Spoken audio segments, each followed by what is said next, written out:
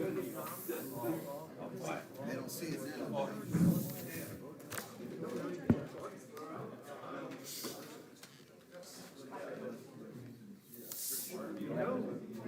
Me and Sammy in the picture. I will. I will. Did I? No, you don't want us in. You there? Got everybody there? Hey, Tim. And it is recording. Good to see you. Good to see you too.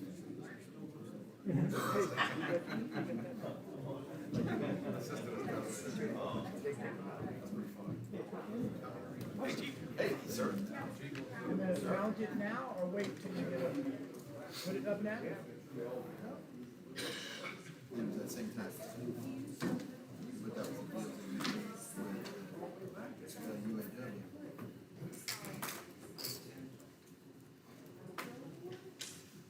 Okay, Public Works, Ms. Crowley.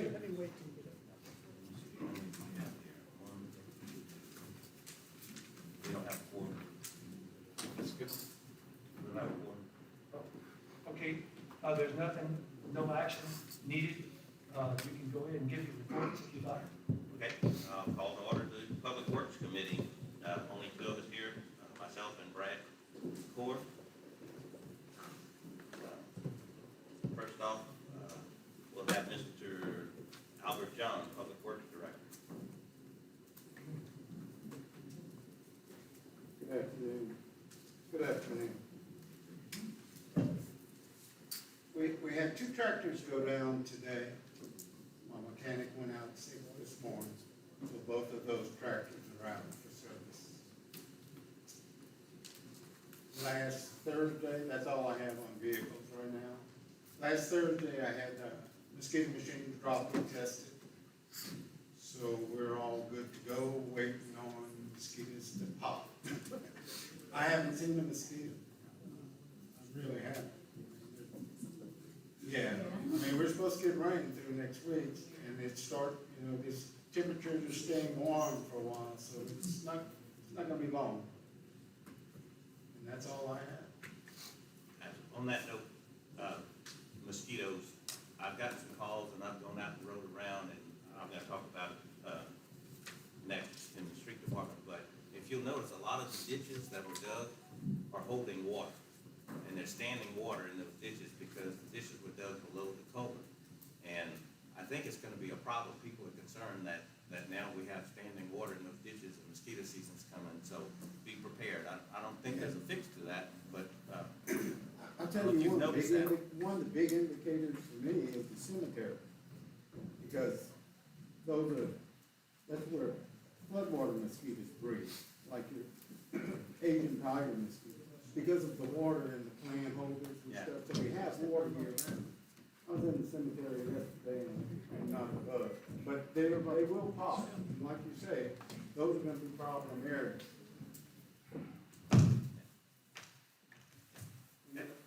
anything else for Mr. John? All right, thank you, Mr. John. Appreciate it. Lyle and Zephyr here. Okay, next up we'll have Street Commissioner, Mr. Gilbert Ozin.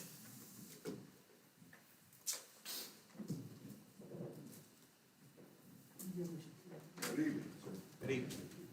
Everything basically the same, like I say all the time. Picked up trash, cut the grass on I-10, clean out ditches, wash out the cover, also clean out some drainage and some catch basins. And we did some pothole repairing. We cut all the neutral ground, cut most of the parts. Other parts that was not cut, it was too wet for us to get to. We get into it. We trimmed some low-hanging tree limbs around town for the fire trucks and the buses and et cetera.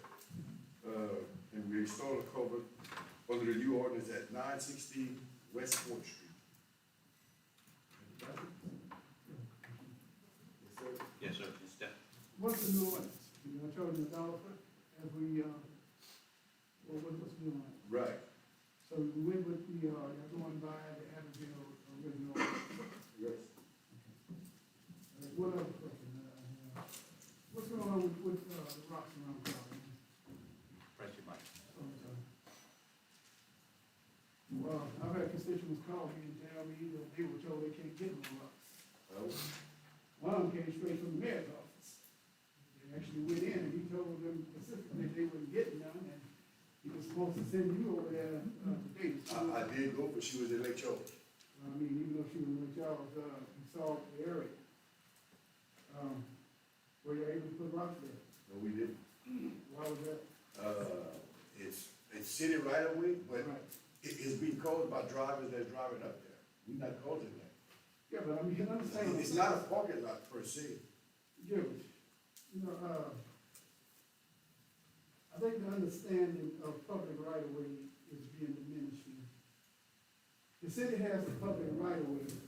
The city does not tell that person, whoever the right of way is for, that they cannot park their vehicles there.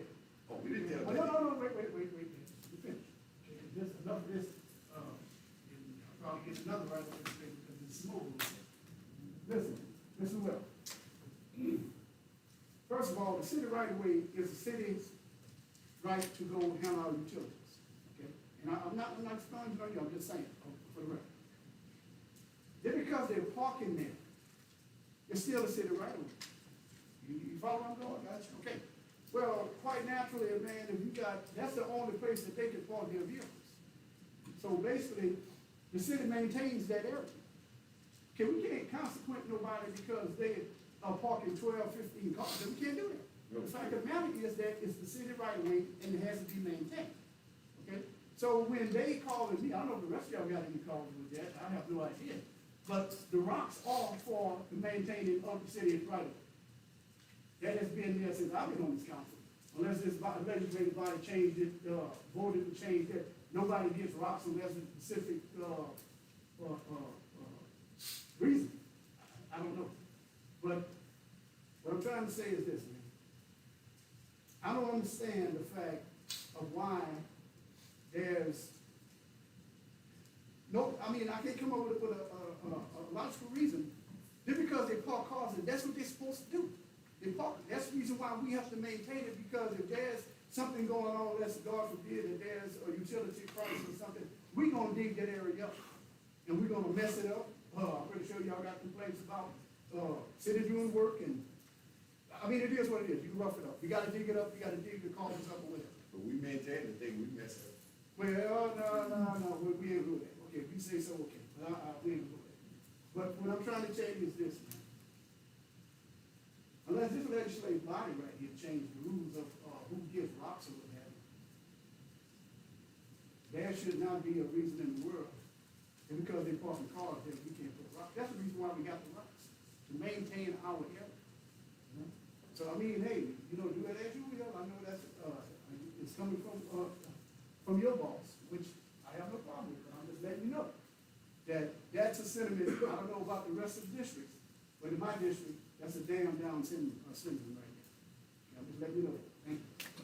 Maybe Mr. Mayor, would you like to address that? I don't know what he's talking about. Well, he knows what I'm talking about. There is a person who came to try to get box in what they're considering a parking space that has been created by that constituent years ago. According to Mr. Reagan, our ordinances are the responsibilities of the homeowners to maintain up to the back end of the road. Now, if there is a hole on the very side of the road that could cause liability damages to a vehicle or in liability calls, yes, we are responsible right immediately next to the road, but not 30 feet, not 20 feet, not 10 feet, and I don't know the exact measurement. That's why I asked Mr. Gilbert to go check on it today. And Yes. that's what I explained to the lady when she came to City Hall. Okay, you just hit it on the head. If the city can only do 2 feet, you do the 2 feet. Absolutely. Well, he said you didn't do anything. Not at the moment. That's why he's going today to go check. You just said he would check. She Did wasn't- everybody hear that he would check? I did go check, she wasn't on for me to explain it to her. Yeah, but, listen, man. Sometimes and I'm just using this, out there, we have over 300 guys working at one time. If one don't do their job, that means something's not being done. Only thing I'm trying to say, if the city has a liability, or the city has, I wanted to put it in the right words, an obligation to maintain something where someone is there, not the fact of the matter, it has to be. In other words, if there's a hole in the road, you can wait till someone call and check that there's a hole in the road? And I'm just using it as a synopsis. Yeah, but that's a difference. Because I'm gonna tell you right now, there's so many damn holes in the roads in the city of Crowley, it's unreal. Now, if we're gonna get down to it, let's get down to it, okay? Now, whether you want to, how many in y'all district got holes in the road, and people pass every day? And I know damn well that the city pass on it, because it's on the road there is, but yet there's holes in the damn road. Okay? So I'm just trying to say this right here, all right? And I'm gonna give it like this, and hell, I may not be here coming next time, election time, but you know what? There will be some changes, okay? So I would tell everybody here, and everybody knows that, hell, we got, what, a year and a half left? We're a year and a half. Man, y'all just do your job, man. That's all I'm saying, just do it. Thank you, buddy, have a blessed day. Thank you. And, maybe next week we could have something, some more concrete as to how far that we're gonna maintain in the city. It's gonna be 5 feet, it's gonna be 10 feet, it's gonna be 2 feet. You know, nobody knows that. I think it'd be good to know, let everybody know that. Clear up some of those questions. All right. 2 things I got for you. One of them is the ditches that are being dug, that I've gotten calls about standing water in the ditches. And I actually went out there and looked at 1 or 2, and the ditches are being dug deeper than the culvert, so there's no way for the water to get out, and it's just sitting there. And with mosquito season coming, I think it's a concern of people that they've never had standing water in their ditches before, now there's standing water. In some cases, they're shooting the grade on it, and I'm not 100% sure if they, I know they're going on the grade, and if the pipes are higher or lower than the grade they're shooting. Yeah, and so that's the problem. Yeah, that's So right. there's no way the water's gonna get out if the ditch is deeper than the culvert, and so the water just sitting there, and mosquitoes gonna be breeding in there. So there's just some concern. I mean, it's great that we're digging ditches, Right. but I don't know if there's a reason why we have to dig them sometimes deeper than the culvert. I don't know, but just be aware of that. Right. And another thing, I passed by Bicentennial Park, I think it was Monday, and there were 2 citizens out there with push mowers cutting grass so they could play soccer. Well, And the grass was really tall, so, just like I read on the paper, Bicentennial, Freeland, and Edwards. When it rained, it stayed wet and it holds that water right in. And like I said, we cut most of them, but that was someone we couldn't get to because of the rain. okay, so you couldn't get to them because the Right. weather was wet. All right, that explains it. All right. Mr. Chair, this one is clear, nothing against you, but you doing your job. Oh, no problem. But what I'm trying to say is, y'all pay attention to things that are natural in the city. Whether I'm here, or anybody else is here, man, there's natural things that rotate through the city that, for here to eternity, it's on the books. That's all I'm saying. Thank you. God bless. Ms. Rickfeld. Thank you, Chair. Gilbert, I thought the rec department was supposed to cut the parks. Is that correct? Meaning, well. The recreation department? Well, but that changed years ago, years ago, from them to us. Oh, okay. Yeah, that just didn't happen overnight, no, It's been about 10 years. no, Oh, longer than okay. that, it's longer than Well, that. I mean, that I can remember. Right. Good with this stuff. Oh, okay. I didn't know. I thought that was still under the rec department. But it's not. We've been doing it for over 15, 20 years. Okay. So does the recreation department director tell y'all when the grass needs to be cut at the No. park? No, No, doesn't. we just go and cut them, when they need it. Okay. Mr. Brad. Gilbert, on Freeland Park, I mentioned to you the trees on the east boundary that need to be removed, that have been fallen during the hurricane, and all the low-lying limbs. Along that line? Yes, the neighbors in the adjoining subdivision are very concerned about that. There's a lot of just overgrowth Right. and just unsightly. Okay. And what can we do about the trees and those ones that are down, and to trim the existing overgrowth along that east boundary? I mean, it's, Well, I'm not sure of the thickest that's, you want the boundary line because of the new houses they got on the other side of it to keep up noise or whatever from going. But we can look into it to clean it up and trim whatever trees needed. It has never appeared to me before. I'm getting calls from the neighboring property Right. owners to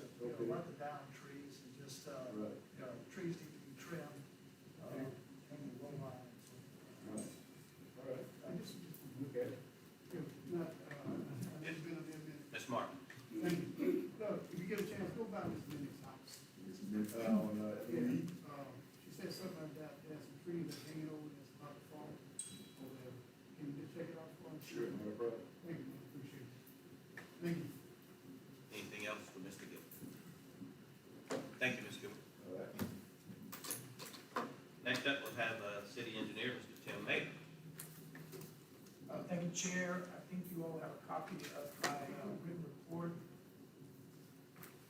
I will begin on page 2 of my report. The topic is item 1, Crowley Street improvements and maintenance. The update and action is on page 3. As an update, if you look at where I have bold letter A, CY drainage improvements, that contractor who is Southern Constructors began the Riceland Drive area drainage improvements in May. He's going to continue with that in June.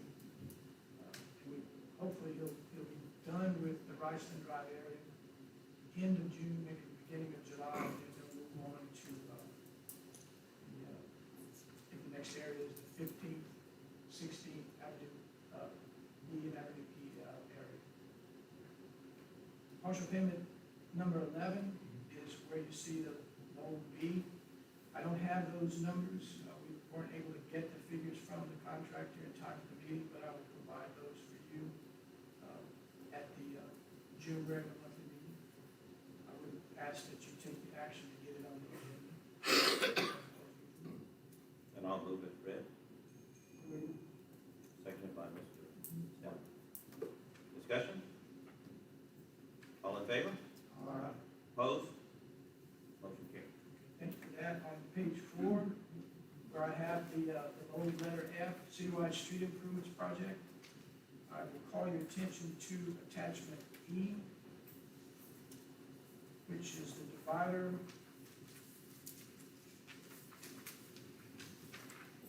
at page 31.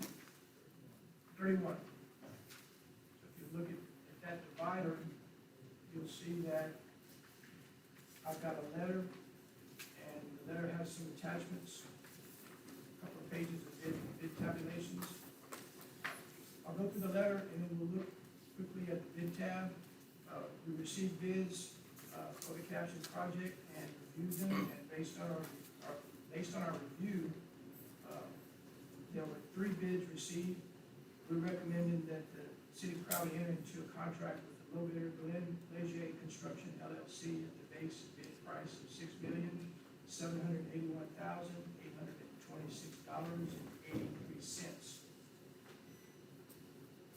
That action would be contingent upon review by the city attorney and upon receipt of his opinion that the apparent low bidder did have a responsive bid.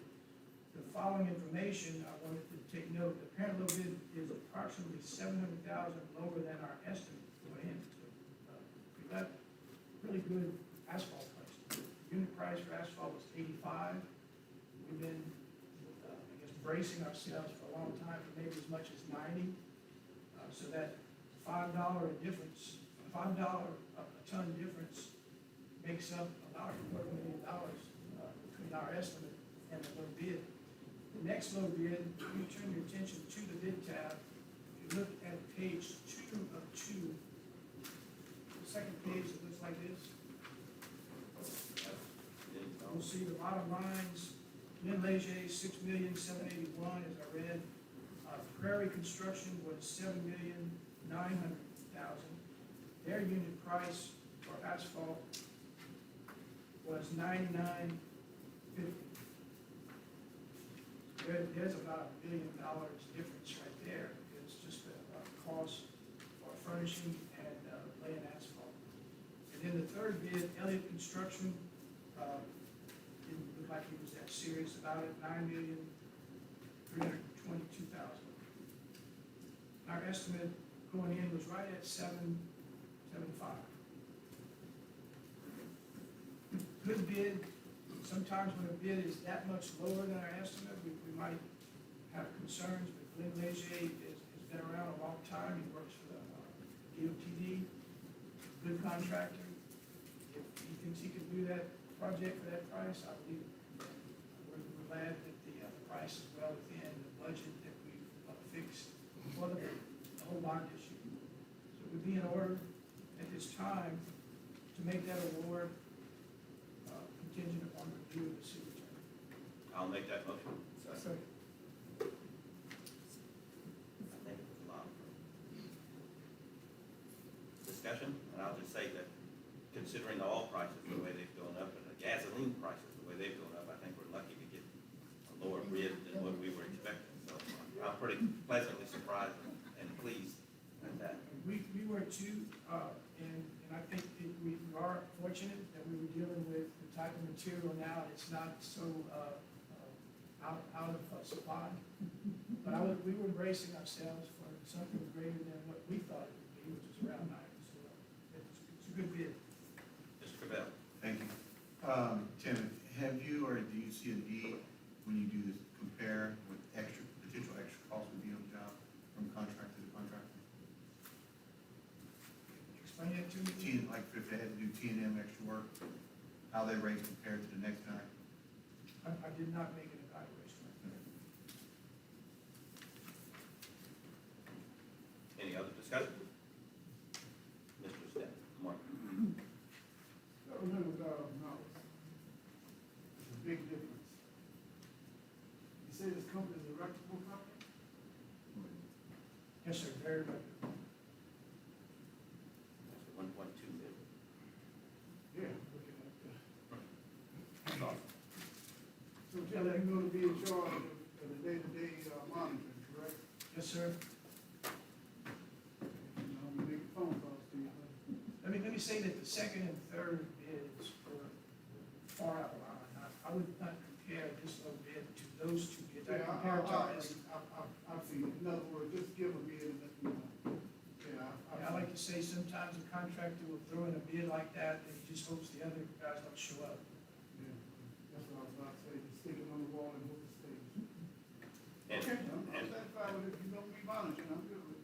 Thank you. and to be clear, this is for South Crowley and East Crowley, right? This is not, that's the. Primarily that, primarily. Any more discussion? All in favor? Aye. Opposed? Motion carried. At the very bottom of the page 4 is an update on what we're doing on contract B. That's going to come up in a few months for council to approve plans and specifications and authorize a bid process for that. We're not there yet. Page 5, where you see the H at the top of the page, city-owned parking lot improvements. That's the subject. The update's on page 6. We have partial payment estimate number 3, where you see the letter I. As of May 31st, the contract was 61% complete by time, 22% complete by cost. The partial payment estimate is a total value of work done through May 31st at $509,264.99. That's 509,264.99. That's the total value of work completed. We're going to withhold $25,463.25.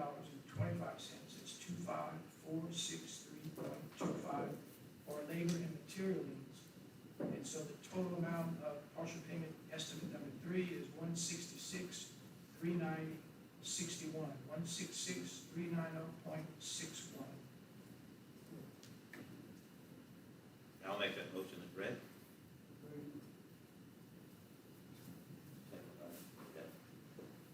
Discussion, and I'll just have to say that if you haven't been to see the parking lot at Mustang and Bronco, you need to go look at it. It is outstanding. They did, I mean, it's perfect, very nice. So hopefully the Detention parking will turn out that good also. Yes, sir. Mr. Martin? Jim, Yes, sir. we have looked at MLK Park. Was there a resolution, I mean, independent discussion coming up with that anytime soon? We got the bathroom, we got parking lot. A lot of activity that's going on. Peter, when you get up on Peter, I'll talk to you this way. Is there anything coming up? I know you had an idea, you came up with a couple of scenarios. Have anything been discussed? Yes, sir. Yeah. What we see is a need to improve drainage between the parking lot and the pavilion. That work was not in the plans that are under contract now. plan is to patch and overlay the existing hard surface area now, and then develop a plan in contract B to provide the drainage and extend or expand the parking between the existing asphalt and the building. And also coordinate that with, the new restroom that's gonna be built there too. So we ever say, any, follow up on, what was it, the architect or whatever for the restroom? The restroom is the main thing, I think, right?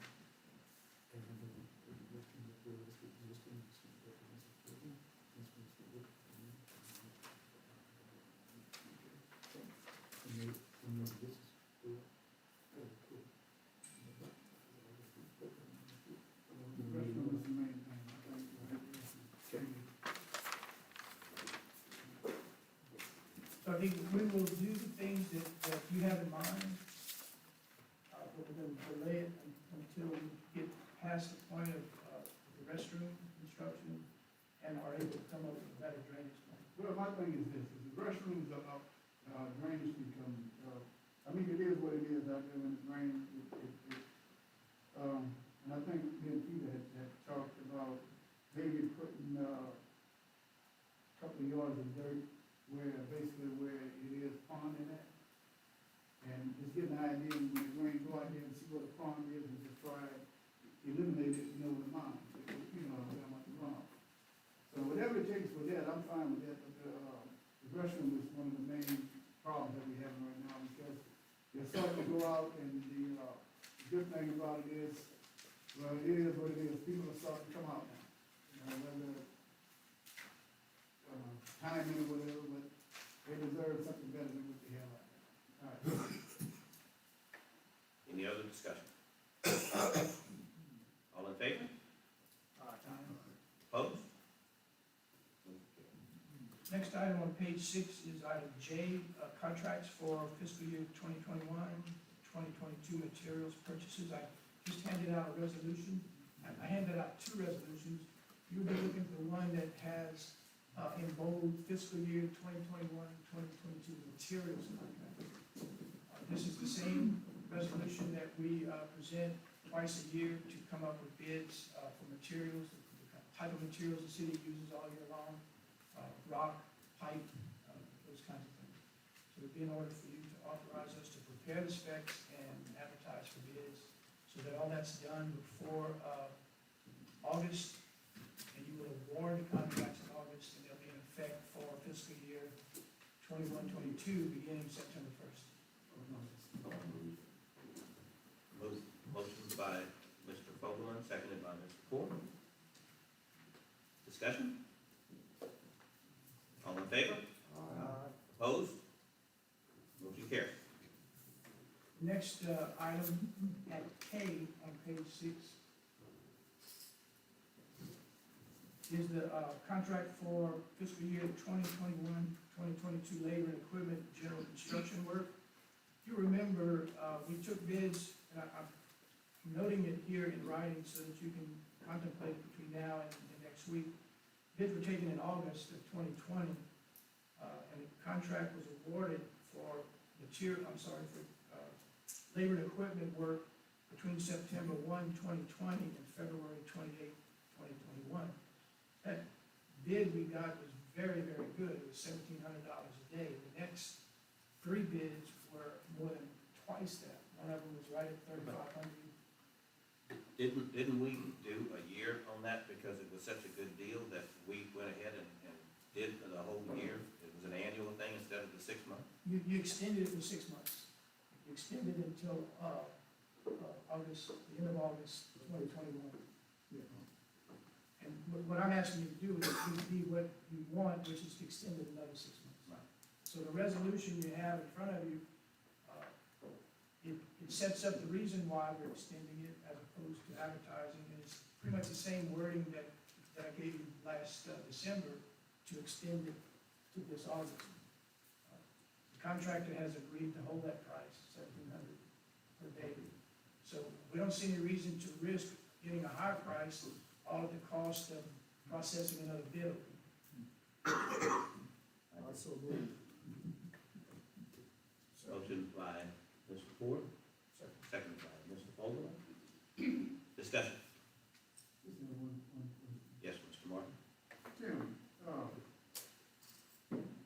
guys,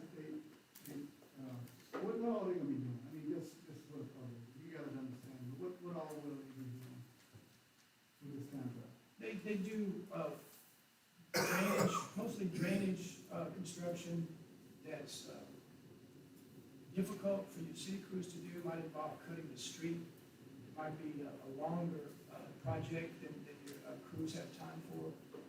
Sewer projects, Tim Crater's here, he may be able to chime in, but, a lot of times we're digging deeper than what his crew is comfortable with as far as safety and the trench, that kind of thing. It involves work that is better done by a contractor, but this method prevents us from having to prepare plans and details for everything that comes out. This is just, we'll monitor the contractor's efficiency, productivity, make sure he's giving us a day's work, and he'll do the same work that the city would do, but for the $1,700 a day. Well, the reason why I had you, explain that, and I'm pretty sure one of the colleagues, first thing the public said, why can't the city do it? Why you hiring people to do that? Aren't y'all paying city workers to do that? They're doing the same thing. Yeah. It's hard to explain to someone that there are some things that, I mean, you get someone paid by, I don't know what they're making with the city, to do some things that, I mean, it takes skill. I'm not saying that some of our workers don't have the skill to do it. But as you said, I mean, it's gonna take them 2 weeks to do it, trying to hire on and do a lot of diligence and the government policy. Excuse me, this type of work, it's hard, but it's still hard to explain to citizens, y'all wasting money, because I mean, it was a long discussion about why y'all, every time something goes down, digging ditches, y'all hiring people to dig ditches. So what y'all doing with our money downtown? I told myself, well, yeah, I mean, the money's safe, that's all I can tell you, but the bottom line is, you're trying to keep our crews safe. But I'm glad that you got a chance to respond to that, because listen, I don't know about y'all, but I get it all the time. Who's that company over here? Why isn't that city truck out there? I don't know. Thank you, man. All right. And a good example of that would be on Mill Street right now, that's a pretty big project that's been ongoing, and yeah, it's a little bit far beyond our. And because of that, if we had to plan that and detail it and take bids on it, you'd have spent too much money on the planning and not enough money on the work. Here, there's almost no planning. You go out and you look to see what has to be done, the contractor does it with little or no supervision. Coming from the oil industry, I can tell you, I'm a big proponent of contract labor. There's no doubt about it. Any other discussion? All in favor? Aye. Opposed? Carried. Okay, from here, just a couple updates on page 10. The subject is item 6, city bridges. The updates on page 11.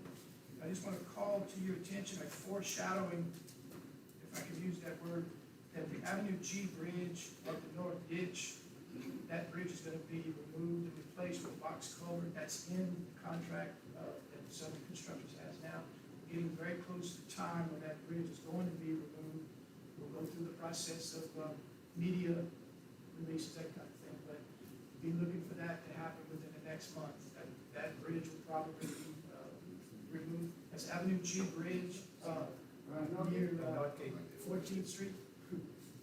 Yeah, behind the shopping center. Yeah. No action, just give you an update. The next thing, last thing I have is another update. Item 9 on page 14 have to do with railroad spurs at Farquharson. If you look at the update at the top of page 15, we hadn't heard from DOTD for many months about trying to come up with a way to coordinate the removal of the precast spans with the rails and replacing that infrastructure with a base and then being able to overlay it. Those spurs are no longer needed. We talked to Bill Shrewsbury, some of you may know, he's been here at meetings before. He is the DOTD engineer who handles the federal program that deals with eliminating rail crossings. that's why we work with him, but item 1 through 7 there, I just suggest you look at it. I don't want to spend a lot of time going through it, but what it amounts to is, rather than DOTD trying to arrange the city, the owner of the spurs, which is Acadiana Railway, and DOTD trying to come up with a way to remove and replace those spurs with a base and surface that would accommodate a roadway over it, leave them in place and overlay over it. And that's gonna take a permit that DOTD is gonna help us get from Acadiana Railway.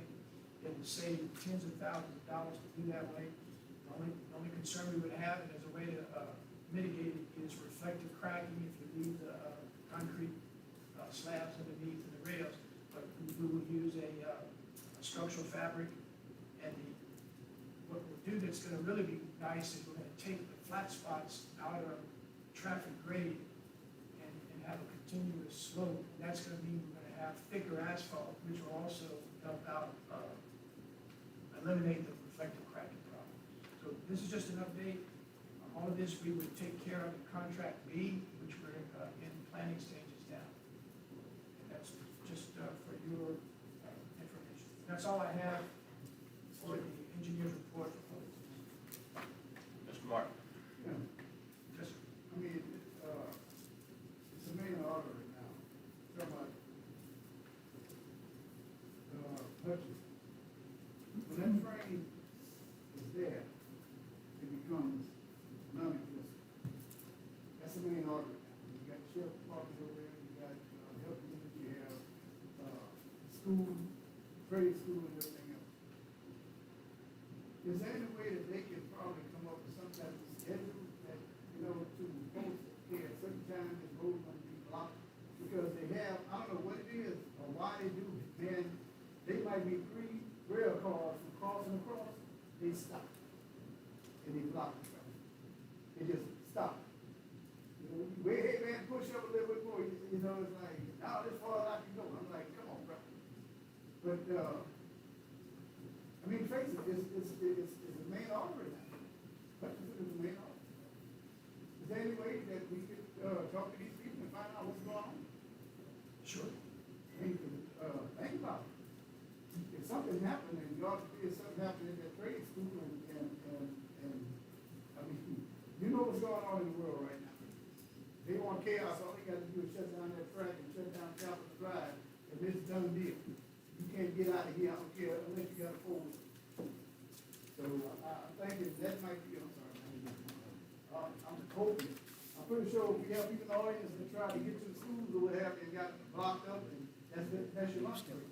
Because they don't stay there 5 or 10 minutes. They actually park. I see the guy get out the train and sit there at lunchtime. I'm like, oh, because I got a guy that tells me everything. Him and that guy don't get along with them, but it is what it is.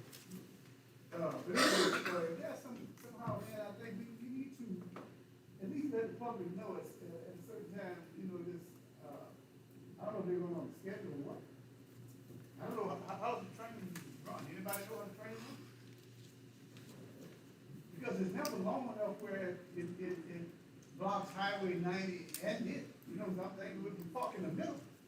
What's the big deal is there something that you have to do at the crossing? Anybody know? I imagine it's a switch. They're probably trying to go from north to south. Someone knows? I'm asking. Is it the train that comes from Eunice? Yeah. I don't know where that train comes from, but Once or twice a week, to my knowledge. it's twice a week.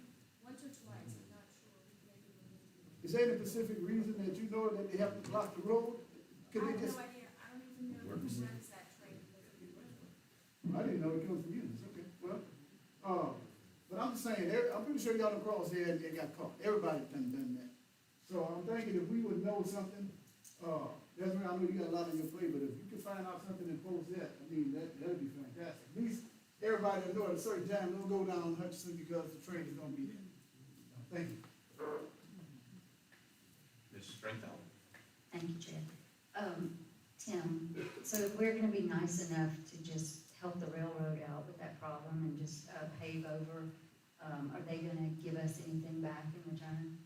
Good question. What they were proposing was an expensive way to deal with it. It was gonna cost upwards of $80,000 their way, which is to remove the precast, remove the rails, and then put back limestone and build a base.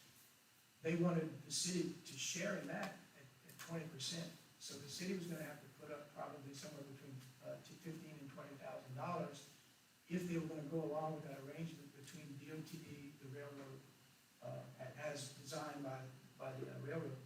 This is gonna be far less than $15,000. It's just we're gonna overlay what's there. That section is gonna be done for far less than the city would have paid if they had paid a 20% share of it.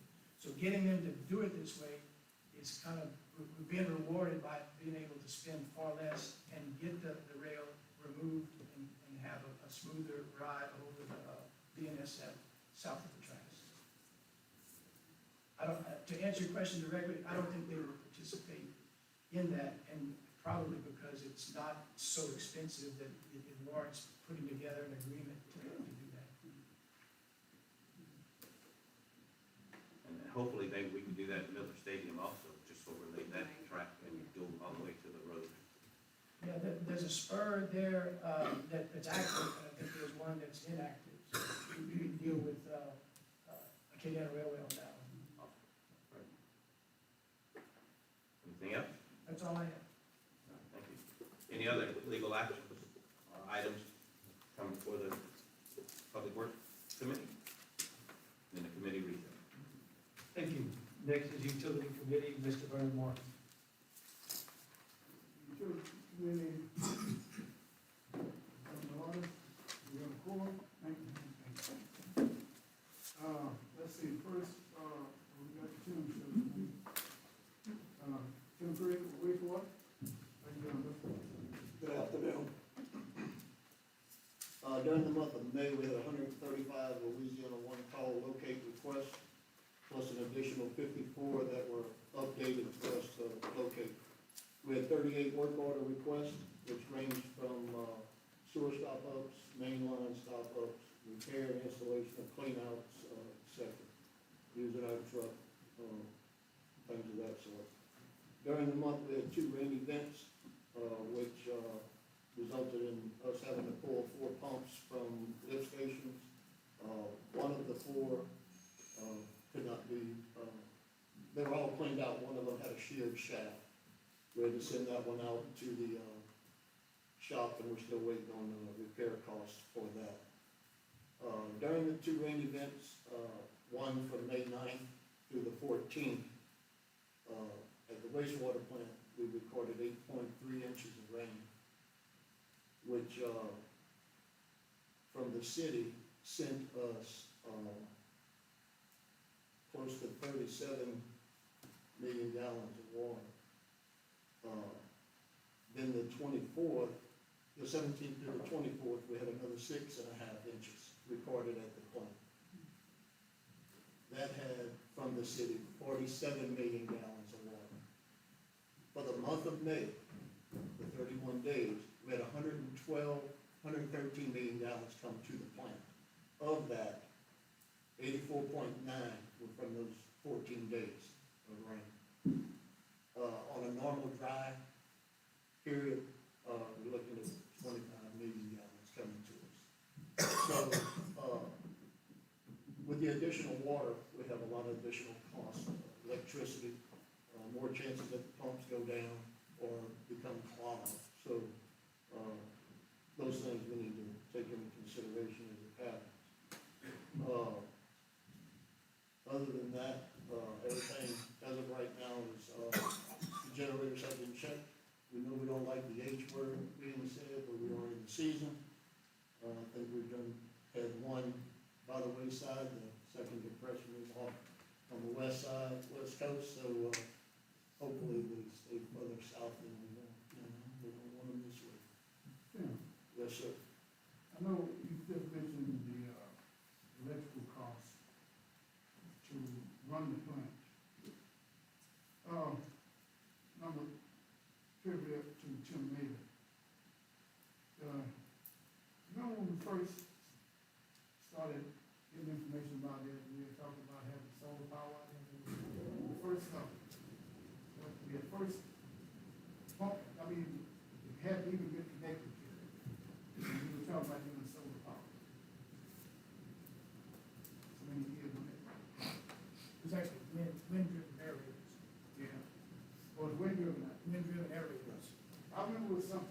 So that's out there now, what we're talking about now. Wait, we got me confused, we talked about doing the aerators? We did aerators at the very beginning, back in 95 to 97. Okay, when I came in, it was something that happened, I don't know what it was. Yeah, the aerators just didn't work out. Okay, that's what it was. I remember now. When I got on the council, that was a big deal over there. That nothing would, everything was breaking down. So now, I mean, everybody talking about clean power and everything else. Would solar power work out there? I'm just asking, I don't know. Well, the power cost for treatment isn't anywhere near the power cost for pumping. Everything that Jim was just citing was pumping costs. So that's all it's down. And it's not gonna, solar power, in a way, you have a vast pond, and the sunlight actually treats the wastewater in the pond, and that's not a power thing, that's just a biological. Solar power would not really save us much, if anything, in treatment costs, because it doesn't cost a lot of money to treat, it's all pumping through a large system. Well, when you say electricity cost, first thing comes to mind, you wanna save $1. But solar is one of the things that a lot of, matter of fact, when we done housing corporation, they talk about less than solar, not whatever. So when I'm referencing cost, that's at the 18 lift stations we have in the city to operate the pumps. During a rain event, those pumps will run 24 hours a day, 3 and 4 days, whereas on a normal day, maybe 5 hours. Okay, well, let me ask you a question, the ones that are down, are they offset any, of the power, the daily power? In other words, you say you have a few of them down? As they go down there, when the pumps go down, we pull them out. Most of the time they're clogged, and they go right back in the hole. We are in the process of analyzing electricity costs from January to April, and see where we at on dry days, wet days, periods of rain events. We don't have rain no more, it's rain events, 3 and 4 days, you know, so that's something we're looking at. Hopefully we'll have that by next month or so. Anybody have any questions? Yes. With all the influx of water to the wastewater plant, with all the stormwater, does that mean that the stormwater is getting to the sewer system? That's correct. Because of leaks? That's correct. Most of them come in through the service lines on the private side, some are on the public side. We try to smoke test as often as we can, which is not as productive as we would like. We do find when we do those tests in the past, we found homes that run their gutter system, hook a pipe up and run it down to the sewer. It's hard to catch them, especially if they got caps, if you'll see it coming out of a gutter, and then we'll eventually find that. People, if their yard is flooding, they'll unscrew their clean-out cap and allow water into it. People that hit them with their lawnmowers, just leave them open. Believe it or not, 4 inches of hole, they'll drain your yard quick. And that water enters into the system. And that's throughout the city. And there's not any north, south, east, west, it's everywhere. All over the city. What else? Any solutions to that can be implemented in the future? The LCDBG grant that is on the table, that is very, from what I'm understanding from Tim and them, it's to do that. It's going to be to blanket the city for a smoke test, and we'll be able to analyze the leaks. There will be a company to come in and repair the leaks on the private side in those areas that are deemed low income or moderate income properties, if I said that correct. People that just don't wanna fix the damn pipe. Basically, but they'll have a process, I'm sure, from what, researching in the past, that it was done quite a few few years ago, the people would have to fill out, Yeah. requests. And we had a lot of people that didn't do it because they thought that they would go to jail. So, and one other thing, I'm glad you brought that up, the CDBG grant. I think there's something, filtering down as far as the lead pipes, anybody heard about it, about that? Who gonna handle that? Would that be y'all or local? I mean, if this come down, they say something about going, or whatever it is. I would think anything dealing with water, would be Louisiana Water. Right. Even though it be personal and private, pipes, it's supposed to be taking away the lead pipes. I mean, what they gonna, how would you find that? Just go to unit and, dig them up and see what's what? I wonder how you know. That's a good question. Well, if it comes, it'd be something good. But what you're saying right here, the reason why there's a lot of, influx of storm drains is because of the pipes. People leaving them up.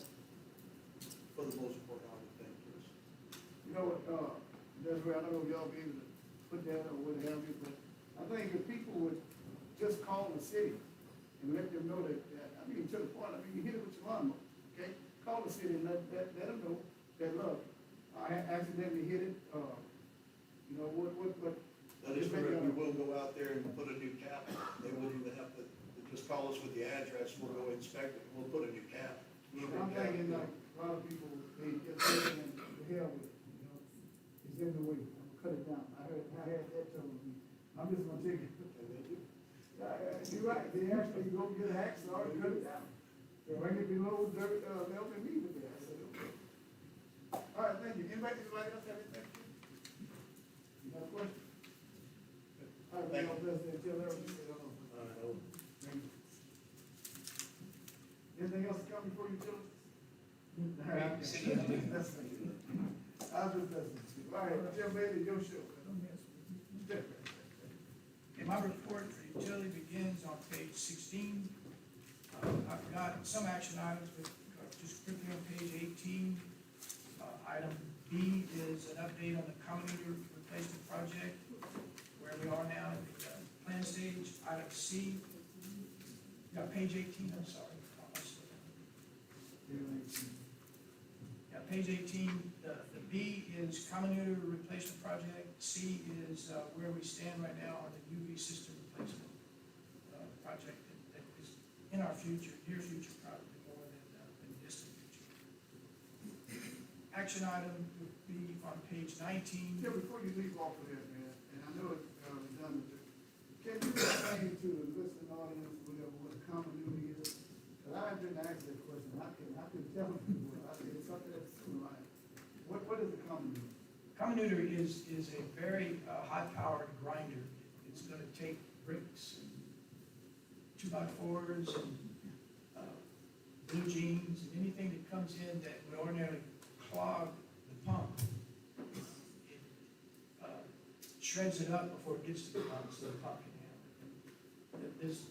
We could probably afford to have communers in more places than one, but we could really only afford one at the main pump station off of 10th Street. There was a commuter there years ago. It ran its course, it had a good long life, and it died, and it wasn't replaced. So your workers had to begin to work with a bar screen, and they had to clean the bar screen out quite often because the bar screen would catch all the things that the commuter would grind up. So we eventually were able to convince the council. We were not able to convince the previous council, but we were able to convince this council that that was a safety problem more than anything. First and second, it was an equipment repair problem. So you guys have authorized the project, and we're designing it. It's being paid for. Majority is being paid for by capital outlay grant, and you're supplementing that with city funds. So basically, a community is a high-powered garbage. That's it. I mean, it is what it is. I mean, think about it, it's a garbage disposal. But I could not, you just put some memory and history in my brain, because I remember us voting on that, and I remember I said, man, it was brought up at the council, but what it does, I don't know, but now I know it's a high-powered garbage. Thank you. You're welcome. Just little tidbit that one of the companies that makes the Cadillac of common noodles is called Muffin Monster.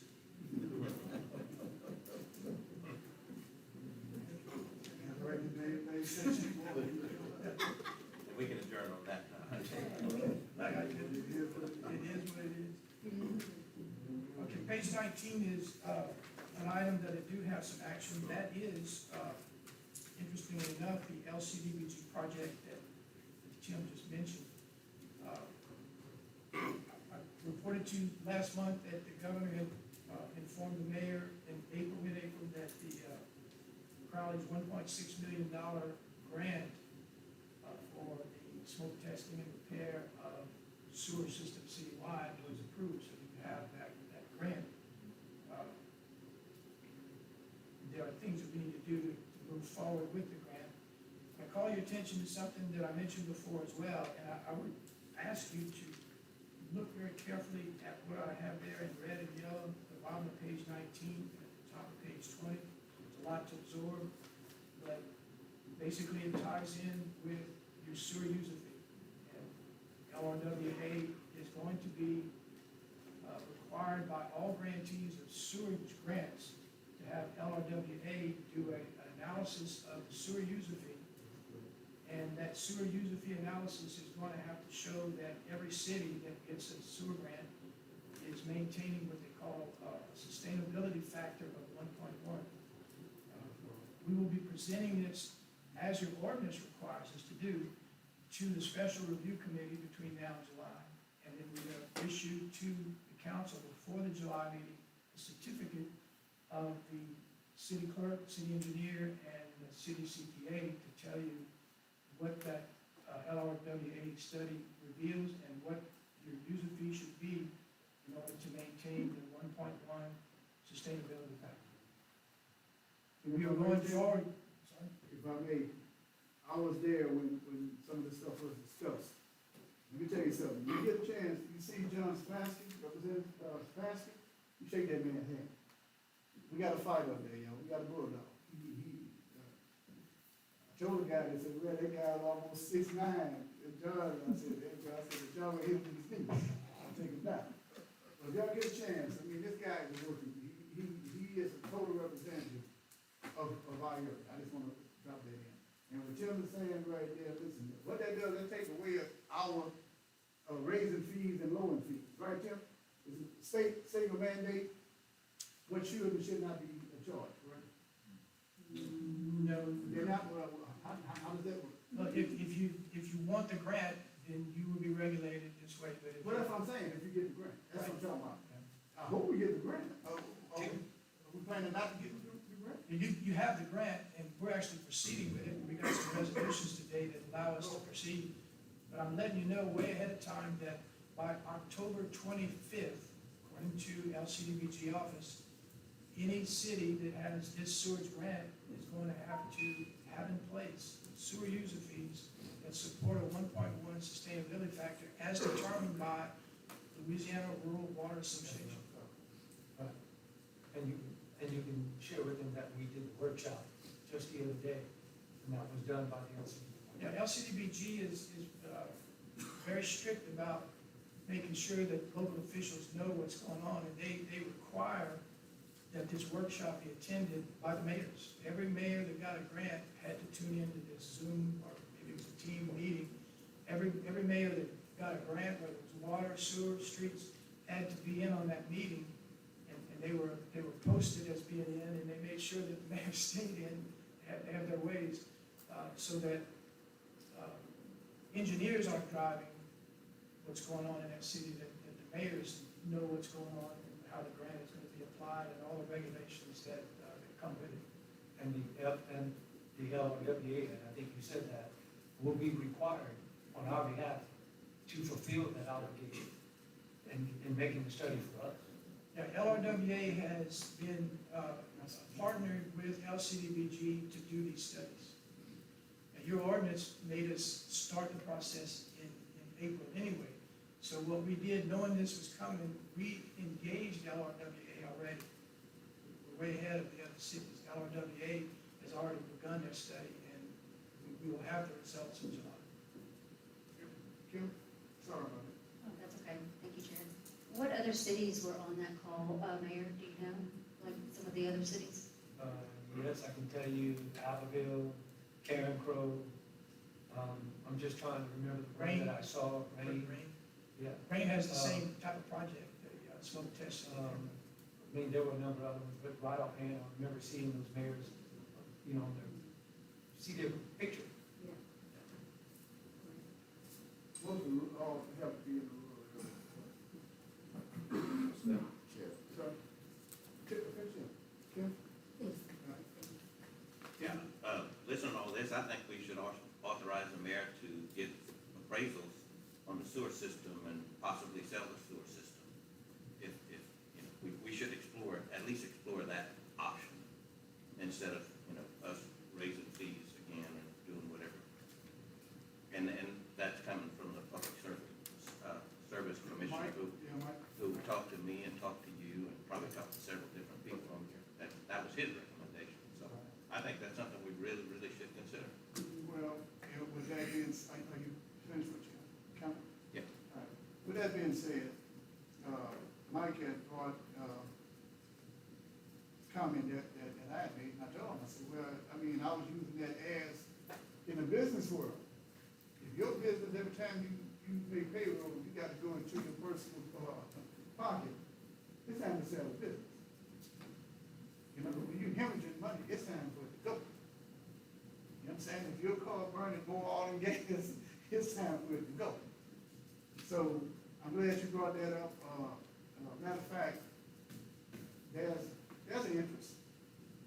We've been talking, there's an interest. Bottom line here is, we have an obligation to be as frugal with the money that people put in our possession as possible. But I mean, I just learned something, like I said, it didn't move me away, and I'll say it to the day I die. I had no idea that plant, this water system was costing so much money. It blew me away, and showed me how much money we weren't getting. So, sometimes you have to do what you have to do. And like my dad told me, son, do what you gotta do and do what you gotta do. So this is something that needs to be explored. You don't have, everybody here has a vote. It's something that you don't think about. Jeff? Thank you. Exploring is great. I don't know if it fits in the time frame that we need to have this taken care of. And I'll go on well in saying that when you go out to private, it's gonna cost you more. They're in business to make money, regardless of what other people may say. Private business is in the business to make money. And my point would be this: did you know when Allco last raised their rates? And were you contacted before they did it? The answer is no. Most of us here can't say when their rates are, because Service Commissioner's job. that's right. He wants that control. Okay? And understandably so. Why would we as a governing body give up the control of what's best for our people here in this city? Not to leave it up to one person that runs a whole district. I think we have an obligation to the citizen of Crowley to keep the one utility that we worked hard to have, and it can be run efficiently. Yes, the cost of everything goes up. You can't go get lunch at McDonald's anymore without spending $10. And that's probably more than the increase of the majority of the people that would be seen if a rate increase was pursued. I just say, you know, people go in business to make money, not lose it. Thank you, Chair. I just think that, whether you're discussing the wastewater system or the Rice Theater, that a private businesses always do it better. There's 9 of us here, we can't agree on anything, and, you know, we're the CEOs, if you will, of a wastewater plant, and if it's privately run, they have the profit motive. We are, you know, we're not gonna be in these chairs, some of us, in the next couple of years, it'll be a different person. And it just prolongs everything you need to do at the wastewater plant, is drawn out months and months at a time, because we have to get resolutions and ordinances, we have to get legal to look at it. I just think that private businesses always do those things better, more efficiently, and that's proven time and time again. Good point, both of y'all have good points, and I would like to expunge on this. The business world has what we call, and it is what it is. Few of us who are in business, we know what it is. I'm gonna give this, because I'm gonna write this off. You understand what I'm saying? Everybody says, well, we donated so much, whatever, at the end of the day, I need to write that off, give me a receipt. Okay. You have some companies, they're so profitable on the left side, that they're looking for something on the right side to try and say, we gotta offset this. Taxes is what, it is what it is, okay? And I agree 100%, Jeff, you got a good point. One thing we need to do is take it to the people. They own this, we don't own this. Every person in Crowley owns this sewer plant. So, if you want to sell somebody property, you need to get their permission. And this is a democratic, society over here, still is. So if something like that would come about, and we put all the facts on the table, and I too believe that a private entity has more, constraints on how they do things, because they appoint certain people to take care of certain things. We don't know how much money in the budget, we don't know how much was being spent, we don't know that. But one thing we can do, we can make damn sure that they keep our people. That's one damn thing, you understand what I'm saying? There ain't nobody over that sewer plant doing any damn thing wrong. Okay? It's just the cost of doing business. So basically, one of the main factors that I would put up, and I'll tell anybody, I'll make doggone sure that the people that we have over there, and before any, and not just me, before any communication is done, or any type of negotiations, our people stay. Because nobody knows our plant like our people. Okay?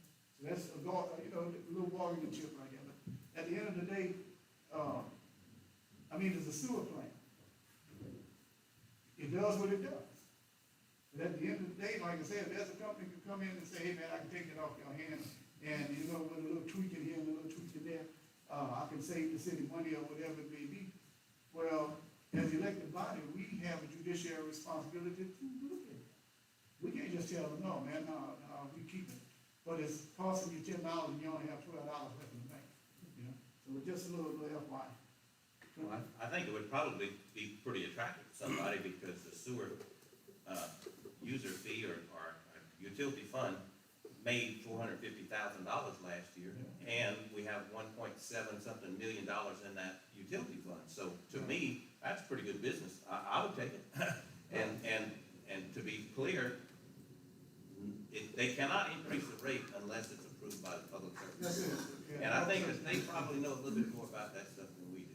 But I know Mike is an elected official, and I know he knows more than me. So I would just say we should at least entertain the prospects of possibly selling the sewer system. That's all I'm saying. Well, the good part about it is that there's interest, and let's see what the future holds. But at the end of the day, I'm like you, chances like this comes around only once in a lifetime, especially for something as, there ain't too many people want to buy a sewer plant. Let's put it that way. It is what it is. Okay, Tim? Okay, so I have 3 items that I need you to take action on page 20. Council action requested, I have resolution number 1. It would authorize the mayor to execute all necessary documentation and authorizing us to proceed with the plans and specifications and grant administration. That resolution is at the back of my report as attachment F. All 3 resolutions are in attachment F. I second that motion. Okay, we're on one, the resolution granted authority to Mayor Tim Monson. That's the one you need first? Yes, sir. Okay, I'm going to do the first one, and Yeah. Look on page 32 is a divider for attachment F, and you have the 3 resolutions right after that. Okay, I'll read the first, so you need all 3 of them to be voted on, correct? Yeah, one at a time. Be on. Okay, the first one, the resolution granting authority to Mayor Tim Monson to sign and submit all necessary documents in connection with the Louisiana Community Development Block Grant Program, and to authorize Made Engineering Incorporated to proceed with the preparations of plans, specifications, and grant administration. Okay, all by law Lyle? Second by Jeff. Second by Jeff. All in favor? Aye. Opposed? Motion carried. All right, Jim, we'll just go through all three. Okay? Yes, sir, please. All right, second resolution, resolution authorizing four city officials / employees to sign the request for payment forms for the LCDBG block grant program, which is the Louisiana Community Development Block Program. Offer. So moved.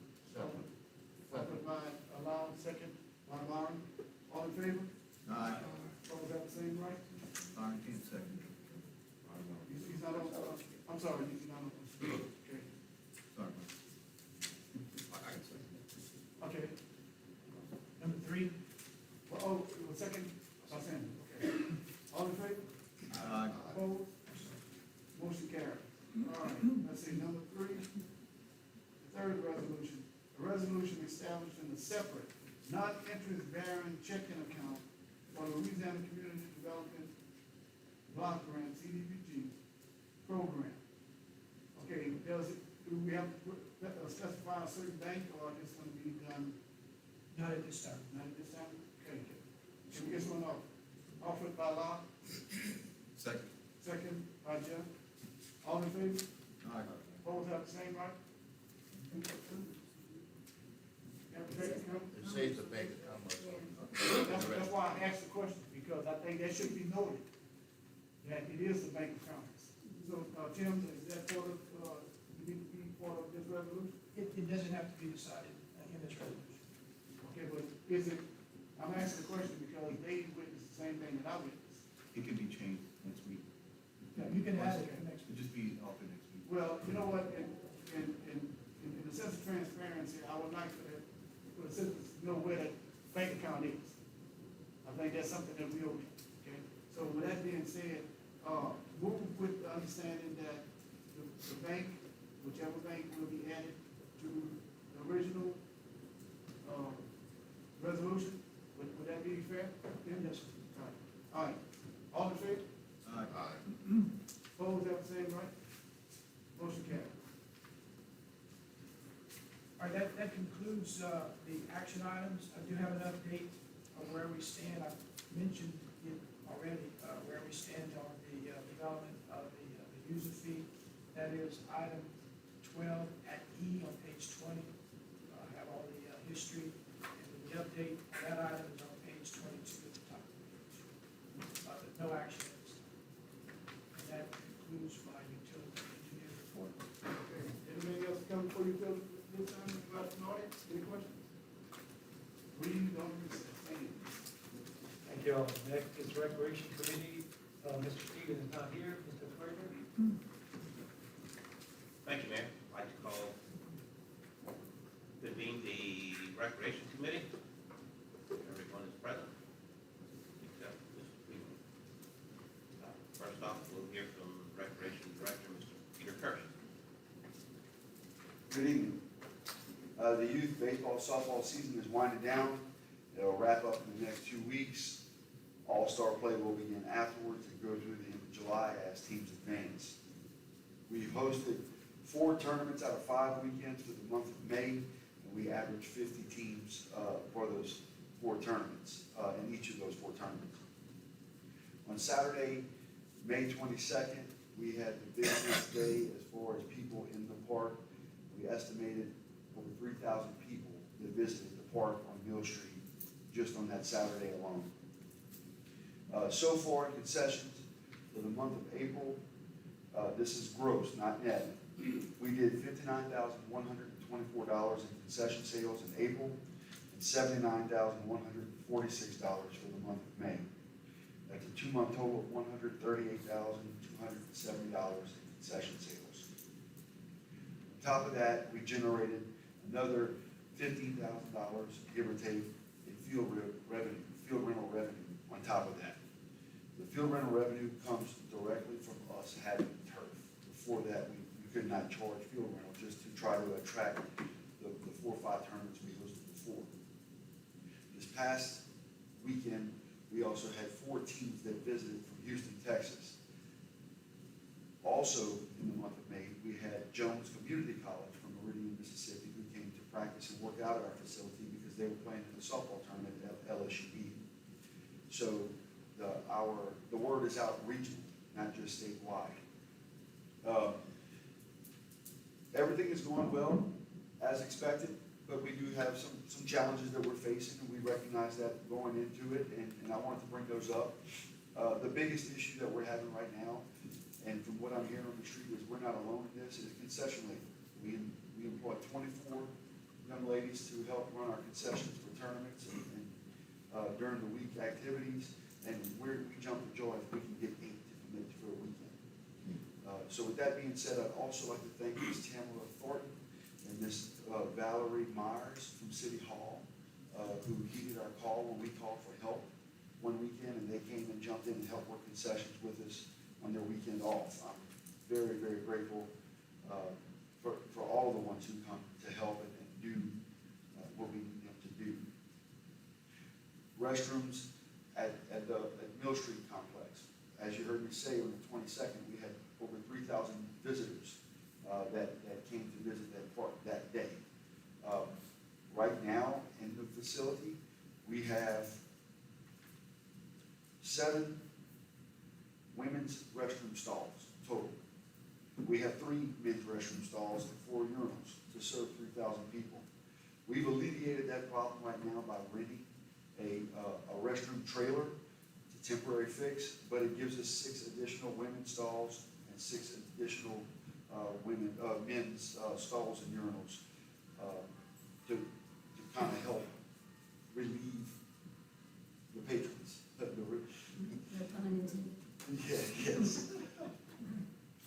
So, we recognize that.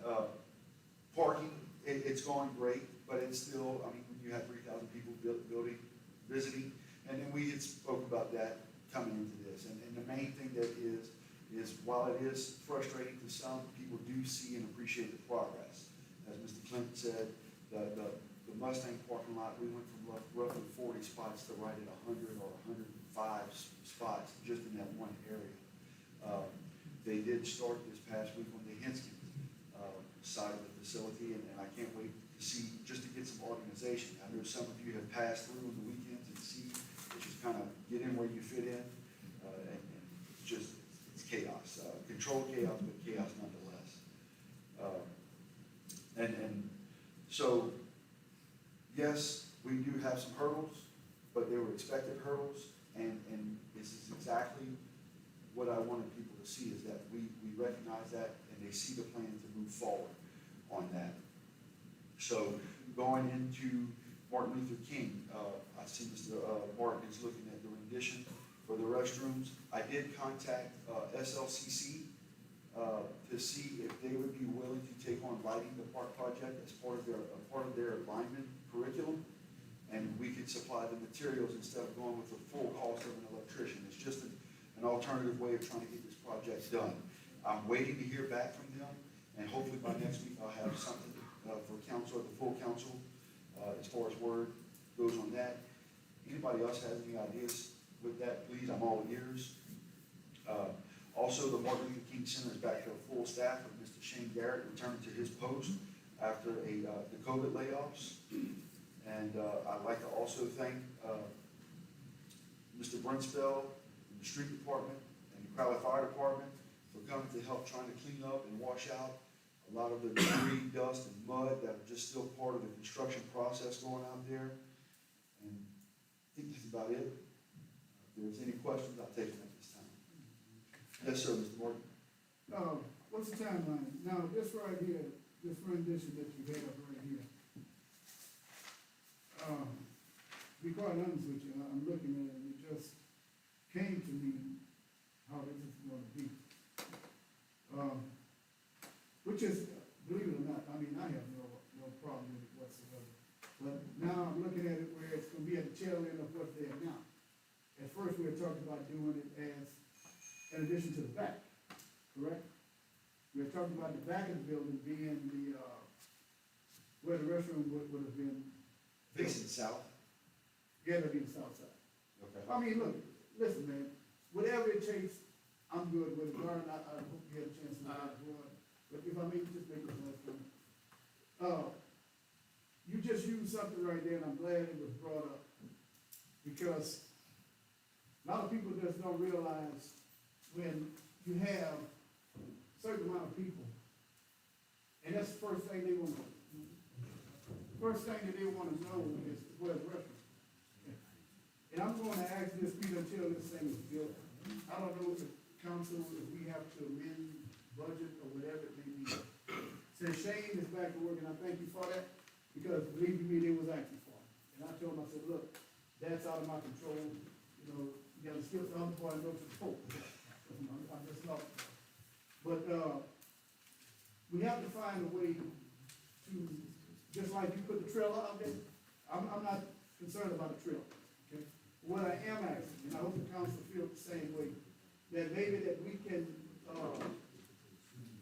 have someone there, you know, for certain hours on Saturdays and Sundays.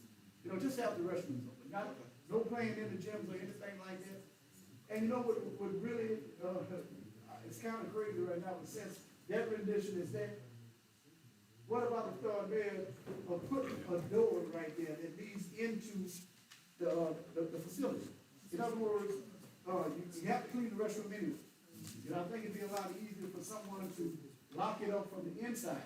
You understand what I'm saying? And making sure that everything is whatever, and, in other words, keep it clean. Yes. So what I'm thinking right now, if that's a possibility, I don't know what the budget is right now, but you're bringing good money with the concession, so you have to let you cash. Pick it up, Mr. Mark. Well, I'm just putting it in there, yeah, fix one. No, I wanted to ask you, if you don't mind, with that copy you have, please make a note, a little drawing on it, and refer it back to me. Okay, Yeah, this is it, where was that? Is there a reason why we all didn't get a copy? I mean, They were supposed to come to the office, I have those copies for I them to mean, review, we, and then I can get copies, I yeah, can make copies. do we all get one? Well, one of them, mainly should be a use regulation, definitely. But anyway, if we can just, in other words, for right now, let's say build a door, let everybody know when you walk in there, you're going to the restrooms. You're not going to play basketball or whatever. Right. Until we can get this done. And I'm gonna tell you, man, the other day when I went out there, Pete, I'm not kidding you, they had about 1,500 people out there. That's on you. Right, 1,500. They had a kickball tournament. Yes. And, I mean, I didn't know kickball was that popular, but apparently it is. So, man, if we can do that between now, you have a timeline on how long this thing will take to be done to fruition? No, right now, come next Wednesday, they'll give me authorization to proceed with specifications and plans. Okay, This is just a preliminary plan, right, okay. and that's why I need all the information, that's why I've been wanting to meet with y'all, and get all this So, I information. mean, my thing is this, what you got right there, I don't have no problem hiring, that's why I made the statement, whatever it is, just, make it happen. But for right now, Peter, there's a way to, and just to please people to let them know, hey, we're doing the best that we can. Because, buddy, let me tell you something, I get it every day, hey, man, y'all gave millions of dollars over there, and they don't understand, a lot of people don't understand that wasn't cash money that the city gave. Right. So a lot of people thinking that the city put up that much money, and but when you're trying to explain it, it's complicated, Yes. because you go back to square one every time you get to square three. Right. So what I would say is, man, if possible, you know, just until, and once they see the construction start, then everything will be, where it needs to be. But that's just my opinion, and I'm hoping that, that something can be done. You know, it just, like I say, just Saturday and Sunday, at a certain time. If it's from 6 o'clock, hey, man, if from 4 to 6, 6 o'clock, it's all the rest of the closed. But just, you know, let them know that we're working on it. Mr. Willis. And I had a meeting with the director, Pete, and Ms. Emily Stoneman, we talked about some things to look at that could be a little bit better at the MLK Center. And I would say from my personal opinion, Pete is doing an awesome job. And y'all know me, and I just pick up the phone and call him Saturday or Friday. He was at the appointment with his wife, and he did tell me Thursday, but it slipped my mind. But he still answered me and took my call while he was doing whatever he was doing with his wife. But me and the mayor met with this project, and Pete met, and I agree with you, my Councilman Morton. We had decided, at that time, you had wanted the bathroom behind the building. Then we decided that why not put the bathroom right there by the pavilions where they could walk straight to the bathroom than walking around the building and stuff like that. That's why we went with that proposal. And like I say, you bet, man, I'm proud of you. I'm proud of bet, man. But I like to thank Peter. Me and him talking, he said he got all that allocations he can, he don't need it anymore. But it's best to pat somebody on the back and show them that you do care and you appreciate what they're doing. Everybody needs that. So I'll thank you, Peter, for what you're doing, and I talked to him about the basketball courts at the Catholic Park. That we got splits and rocks and the ball, hit the ball and the ball go that way and stuff like that. So we got a plan. I told him I'd go to every park in the city of Crowley and look at it and see what we could do to make the course or whatever better. And it's all about the kids, though. That's what our job has been on this earth. And with the pastor, we always go back to saying, I don't want to get too religious for people, but if we could save one life, we did our job on this side of heaven. And that's all we're trying to do. And I thank you, Peter, for what you're doing. Thank you, sir. Thank you, Mr. Wood. To have, favorable, sometimes I have a So Peter, you said probably 30% profit on your concessions? I'd say 20 to be conservative, but I don't have that information specifically, but if I had to just give you a round, I'd conservatively say 20%. Okay, So- so I figured up at 30%. Yeah. Throw a kink in my figures. I do. I'd rather say 20 and come in at 30 than say 30 and come in at 30. Well, we're looking at around $56,000, so that's pretty good. Yes. Great, Thank you. very good. Mrs. Springfield? Thank you. So, Peter, does your department handle all the parks in the city?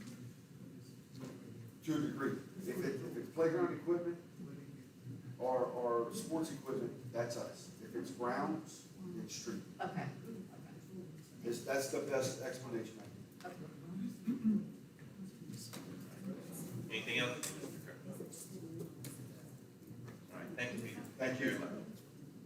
Next up, city engineer, Mr. Tim Mayer. Yeah, everything I have is update, no action items, nothing to bring up at this time. Our report speaks for itself. Thank you. Any other legal items to come before the committee? Then the recreation committee recess.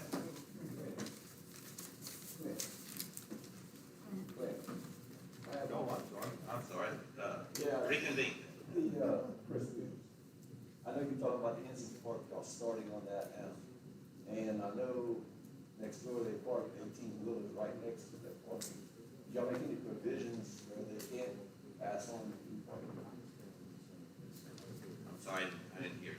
Chris, can you say again? Oh, I was asking if any provisions were made for the new parking area where the 18 wheelers next door can't pass on. So the new design on the Henskins Park is the entrance that faces north. It will be offset from our neighbors across the street to prevent them from turning into our parking lot. So if they're traveling west on Mill Street, the way the parking entrance is gonna be designed is there's gonna be a median in the middle you'll have one-way entrance, one-way exit with a median, concrete median in the middle with, parking bollards north and south of that median. So that would prevent the trucks from turning in. On the west side of the parking lot, which is butted up against private property, you'll probably see that they have some 18-wheelers and rice trucks that are parked to our neighbors to the west of us. And there'll be parking bollards that will flow from that entrance south along the western property line up to that tree line to prevent them from traveling east onto our parking lot as well. Is that? Thank you. Thank you. Thank you. Keep doing the good work, man. Right, and I guess I'll ask again, any other legal items that come before the committee? Then the committee recess. Mr. Mayor, you didn't have anything, Mr. zoning and annexation, Mr. Bowman. Thank you, Mayor. We have a quorum this afternoon. The first item is, Mr. Mayor, do you have anything for us? Just my written report, that's it, no action. Thank you. Under action item, to consider the favorable recommendation of the Crowley Planning Commission for variance of ordinance 7.701 for Bass Limited to erect 2 digital billboards, with one being on the southwest corner of Highway 1111 and Tower Road, and the other being located at the northeast corner of North Parkerson Avenue and Oddfellows Road, with the following stipulations applying to both billboards. Each billboard not to exceed the size of 12 feet by 24 feet. Each billboard not to exceed an overall height of 37 feet, and one side of the billboard being electronic and the other side of the billboard being static.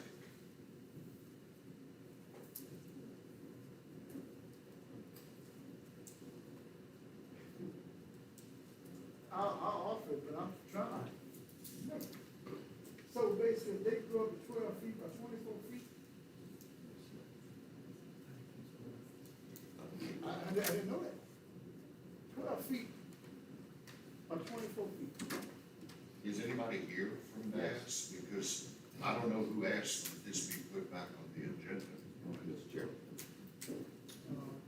Hello, Councilor, my name is David Son. Good afternoon. My name is David Sonne. I'm a member of the Bass Limited family. My brother Stephen is out of the country at the moment. He's the one that proceeded with this marriage request. I'm more than happy to answer any questions you may have regarding this, because I do have a couple of years' experience in the wood industry. One question. Yes, sir. What size billboard are you planning on making? As per the regulations or I believe it's 12 by 24, which is 12 feet tall by 24 feet long. So you actually going to the limit, 12 feet by 24 12 feet? feet tall by 24 feet wide in the max. Well, the next question I have, who, and I mean, I'm only asking because it's the first I've seen of this. Who came up with these sizes being a limit? Well, that's basically industry size. There are some industry sizes, generic I sizes. understand about the industry, but I'm talking about Crowley size. I think we had a problem here, if I'm not mistaken, down Park, so wasn't there a big, something going on about a little sign that, it was too bright for whatever? If I don't mean to interrupt you, sir. No, go ahead.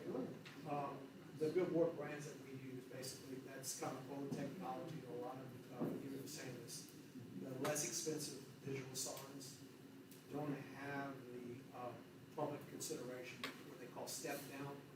As the sun goes down, the power decreases for the image, so you don't have the problem of it being too bright at night. It saves us money also because the lower the voltage, the lower the utility costs is, but it's also good for the public's awareness. There's no need to have it at 50% at night. You can drop it all the way down to probably 20% of power and still have the same visual effect as during the day. During the day, you have to burn it bright because you have to compete with the sun. I understand everything you're saying, but it's still 12 by 24. Okay? That may seem like a large size when it's me and you from this distance, but the further you get away from the sun location, I understand that. This is in the first. it's 30 feet in the air and probably a good, I'm guessing, 50 feet from the red light, if not 75 feet from the red light. But would that block No, all the signs behind it? no, it would be above any signage behind it, and it would not block anything on properties, especially on the one at Tower Road. That's because there's nothing there. That is correct, sir. But that's not hopefully what the future will hold. Well, that's up to the landowner. That's correct. Correct. We've been in this business, Steve's probably been in business for 40 years, I've been in it for 20-something years. We've never had an issue with any of our clients. We've always allowed, if our lease, that the landowner grants, that if they want to put something on site, be it, let's say it's a 7-Eleven or ShopRite, whatever it may be, let's use ShopRite. If they want to erect a ShopRite sign, there's plenty of room below it, which gives a better visual effect to the driving consumer than taller. So the chances of it blocking anything, unless you have something like Raceway, which is right next to I-10. Of course, their signs are taller and bigger because they're trying to get traffic from I-10. Thank you, Chair. So one side is static. Can you explain Yes. what that means? And which side would be, like, for instance, the one on Parkerson, which side would be static? Because we have a lot of traffic on both roads. Yes, I'm just, to be honest with you, I'm not quite sure which size at this point because I wasn't involved with the initial project itself. I'm assuming, and I'm just making an assumption, that it probably will be the outbound side going towards the interstate because you have a lot of businesses going out of town that would want to advertise before people get interstate. Yes, sir. Yeah. On that note, why not approach a landowner that's outside the city, except for utility costs? Well, because majority of the times outside the city limits is outside of the main area. Is What's what? outside city limits is north of I-10, correct? Not necessarily. We're talking about- East, west, east, west, you see, when people are coming from west or east, they don't wanna look for a sign in Crowley, they're looking for a sign either just outside Jennings or outside Rain. For a static sign, that may be the case, but when you place a digital sign, the cost for the average consumer or retail business is less because you're able to advertise more people on that one side. A static sign basically is like a vinyl billboard. It's like a banner that you may have outside. That's what we call in the business static. It's not, it's fixed. It's not gonna move, not gonna change. Okay. Outside the city limits, there's not a demand for it, there's a reason why it's not there. How do you find the demand inside the city limits for two enormous billboards to be erected? Well, one's, of course, on one side of town, and the other one's on, I know exactly where both of them are. there's more of a demand for those locations. How is that gonna benefit the city of Crowley? One, increase your tax revenue. You're advertising local businesses, which sells products, goods and services, hamburgers, gas, whatever it may be. We're not, you are. Correct, but in turn, it will generate more sales revenue for the city, which increases taxes, tax revenue. I'd like to see it in other ways personally, but Well, there's also, yes, there's also, we've always been a good steward of our communities. University of Louisiana Lafayette, throughout Acadiana, throughout Lafayette, throughout any place that we have a digital school. We do things for the local communities. If, let's say, when we have the Rice Festival, we'd be more than happy to put Rice Festival advertising up for free and no charge. As a service to the country. but to it's the gonna community. be people in Crowley that see it. Well, We don't need it advertised but in there's Crowley. more people than you believe that come to Crowley that don't necessarily live in Crowley also. Look, I guess you can see where my cards are. And- Yes, And that's fine. I mean, no offense, you're a very nice gentleman and very polite. I'm just not a proponent, and so I've said enough. I can respect your opinion, sir. Okay. Yes, sir. Okay. You know anything about me, I don't have any problem smashing the Thank you, great Mike. cars. Listen. I've been at this for a while, and I remember when we first came up with that little sign downtown, if y'all remember on Parkinson, that was the biggest hoopla there was. Yeah, am I right or wrong? Okay, you remember, I think it was one started in front of a jewelry store. Then the next one came up a little further, what was it, Chinese, whatever it was. Okay? And I'll be honest with you, from talking to different people around the state, that's one of the things that I never paid no attention to, but I've heard conversations about them. Okay, these things are what we call it, a distraction. You going down the road, okay? And that's why I'm saying 12 by 24. And I'm using this right here as only facts, okay? This is not something that just came out, just dropped down. If I'm driving, all of a sudden this thing glares out a big It's gonna be high intensive colors, correct? In other words, it'll be, The big full color, yes, sir, full color. okay. You going down the road and all of a sudden this thing flashes and you take your eyes and look at it, and I'm just saying myself, because I do. I lose concentration, and how high would this thing be?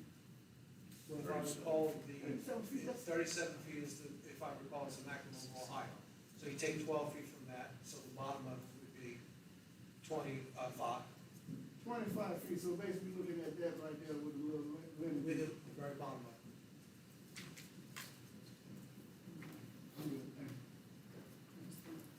Any other, yes, ma'am? Thank you. I just want to make one comment, and Ken, you seem like a very nice gentleman, and I appreciate you coming and talking to us, but, we just recently had the Cleanest City contest in Crowley, and, I was told that they commented on our lack of signage in the city and how nice it was, so I just wanted to make that, comment.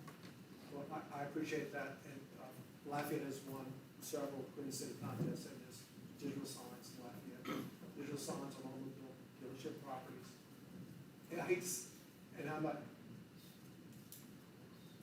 that technology is 2020 technology, it's not 1970 technology. Is there anything else that I can answer? I don't want to start saying stuff that may offend someone, but it's the latest technology, okay? It's able to be changed without trucks going there. It's done by cell phones now, believe it or not. There's nobody there with a ladder, postering like they used to do with the paper that they unfolded, glued, et cetera, and it always blew off. And they always had to go back and clean it up and redo it. Anyway, I appreciate your consideration. Is there any other questions for everyone that I can address at this time? Thank you. Thank you very much for your time. Appreciate it. Is there any other business to come before? Any other business to come before zoning and annexation? Nobody's made a Nobody motion. offered a motion? Well, I'll make the motion that we not accept the recommendation of the planning. If there was a motion, I think, was offered by Mr. Martin. My No, motion, okay, my- so we send it, all right, so we send it, so is there any motion? I make the motion that we not accept the recommendation I of the second. planning commission. Second. Okay, so if you could make a motion, and then there's no second, then it dies. Yeah, no, And we make a vote on motion. it. No, we're gonna vote to deny it. Okay, Yeah, very good. just for point of order, allow us to correct, the motion was on the floor to accept. No, No, I'm just saying, your motion was to, that's reject. it. It's okay, yeah, we're good, okay, I'm good. And I second. All in favor? Reject. Me, I guess it's all in favor, say aye. Aye. To reject. All in favor of not rejecting. Motion carries, thank you.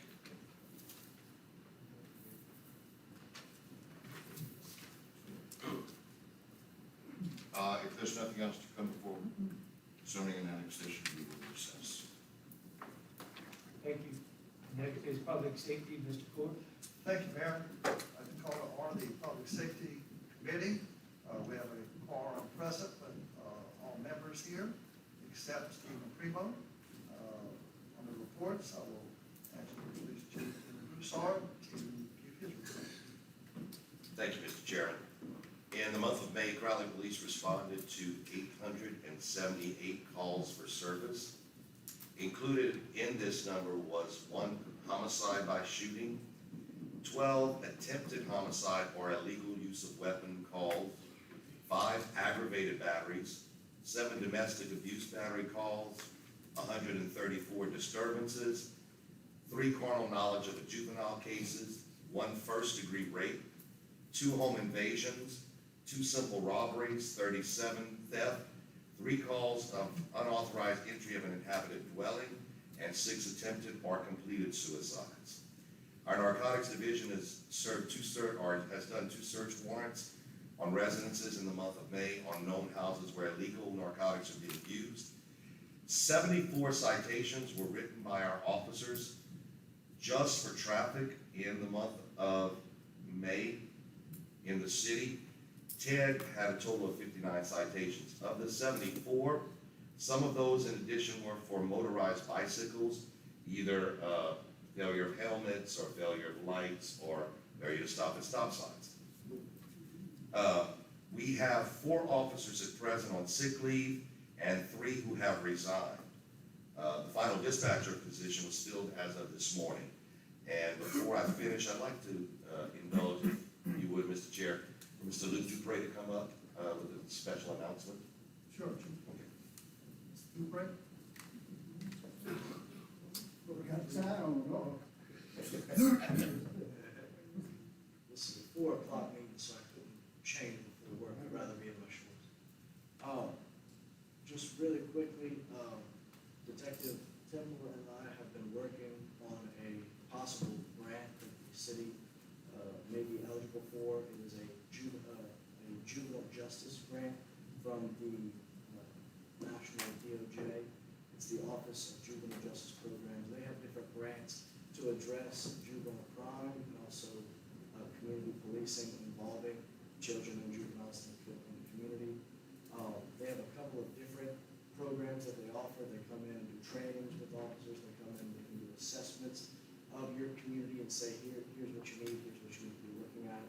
But they also have a grant program where you can actually sort of build your own program, proposal, whatnot, and see if they fund it. There's a pretty high funding cap for it, and you basically make the match. There's a grid of, you can ask for little money and have no match, ask for a lot of money and have a little match. And so, I won't get into any of the specifics because we have not been awarded it yet. The grant is due June 22nd. Detective Temple has written most of the proposal for it. I'll be doing myself and I'll have my staff do some of the underwriting for it, and I'll write the final. It will need Mr. Mayor's signature. I hope to get the details of what's actually being proposed next week. The window for this grant opened up in May and closes in June. It's kind of a spur of the moment type of thing that I luckily found. But the thrust of the program that's been proposed by Detective Temple involves having a community sort of resource center for a liaison between all these different programs that are offered to assist people in locating a program that's right for their child or something to address their need. That's a fancy way of saying we don't have an office where you can walk in and all the different stuff is offered right there. We have an office where you can go get free therapy. We have a website where you can go and get, free daycare. We have a website where you can go and get aftercare for children, but there's no one single resource where you can walk in and say, I have this problem, can you help me? Most of those programs are not funded by the city, obviously, they're funded by the state and federal government. Another one of the proposals was just to have some money come in for a little bit more like community resource officer, stuff like that. And then a separate thing, which, we could choose one or the other, or, mix the two. A separate thing that the city of New Orleans just recently did was a youth gang program where they had trainings on youth gang violence. They involved the ATF in the gun sales and how the guns were getting into the hands of the shooters. And they had a little bit of funding go towards like incarcerations and whatnot, which seems to be a problem with some of the juvenile offenders in the state. So those are a brief overview. I don't want to hammer on the details. I'll be sending each of you guys the big giant packet this week. And if you guys have any questions, please email me, because honestly, it's federal dollars. So you can kind of throw in any sentence in there that you want, and it has a 50-50 shot of getting funded. So just please let me know. I'm doing this because I can hear the gunshots from my driveway, and that's concerning. Absolutely, I appreciate you coming and having that call, but with the grant process. Officer Martin, that's a question? Yeah, I guess I have to ask Chief first. One of the things that we had in this city, the detention center. I learned that it was transformed into a storage house. storage facility, am I correct? Storage facility and, garage to work on their vehicles. All right, listen. One of the biggest problems that we have right now is juveniles. I mean, that's one of the biggest problems, because they know for a fact, they ain't got nowhere to put them. One of the things that I was hoping for, and it broke my heart when I found out that they were using it for that. That would have been the ideal place, you know what I'm talking about, right next to the sheriff department, for a juvenile detention center. Okay? I've heard so many horror stories about this place in Marine. I wanted to go see it. I said, I'm not going. But if we can get a facility, and we have one, believe it or not. See that enterprise building over there? That second and third floor? That can be transformed to anything that you want. I was thinking about that the other day, but not to this type. But I looked at that building, and when it was originally rebuilt for, you know, it didn't come to fruition, but just imagine if this grant comes through and hopefully have money, is there money to like build stuff like this? I don't believe that it would be feasible in this short period of time, because you have to have No, but I'm an just saying. engineer. Now, what I will tell you is that I will be on the lookout for the next one that comes, because we would need for that, that's a great idea. We would just need time. You need an architect, a prison architect, and whatnot. But I'll be on the lookout. The funding cap for this program is $1 million. But the, chance that a city Crowley size would get that is small. Crowley's looking at about receiving probably anywhere between $100,000 to $250,000. And they don't fund too many of the programs, but we have, because that window's so low, it's like 9 cities apply, 7 cities get, right? So you have a pretty good shot. Right, getting something. But I was just thinking about that, a little FYI for the future. I just wanted to address what you were saying. We actually have looked at the possibility of that, because that's a necessity across the entire state. Right. We only have 360 beds for juveniles across the state. Exactly. And we can fill that in Crowley, Yeah, with the problems that we have right now. But it would pay, I think what we looked at was about $3 million for a startup fee for a facility. So that's kind of our ballpark right now. Yeah, but if you think, and I want to congratulate you on the job you're doing, I want to let you know that you are being watched. Okay? One of the things that really kicks off is the fact, and I'll say it one more time, if we can find millions of dollars for things that benefit the city, and I mean, Park is doing well.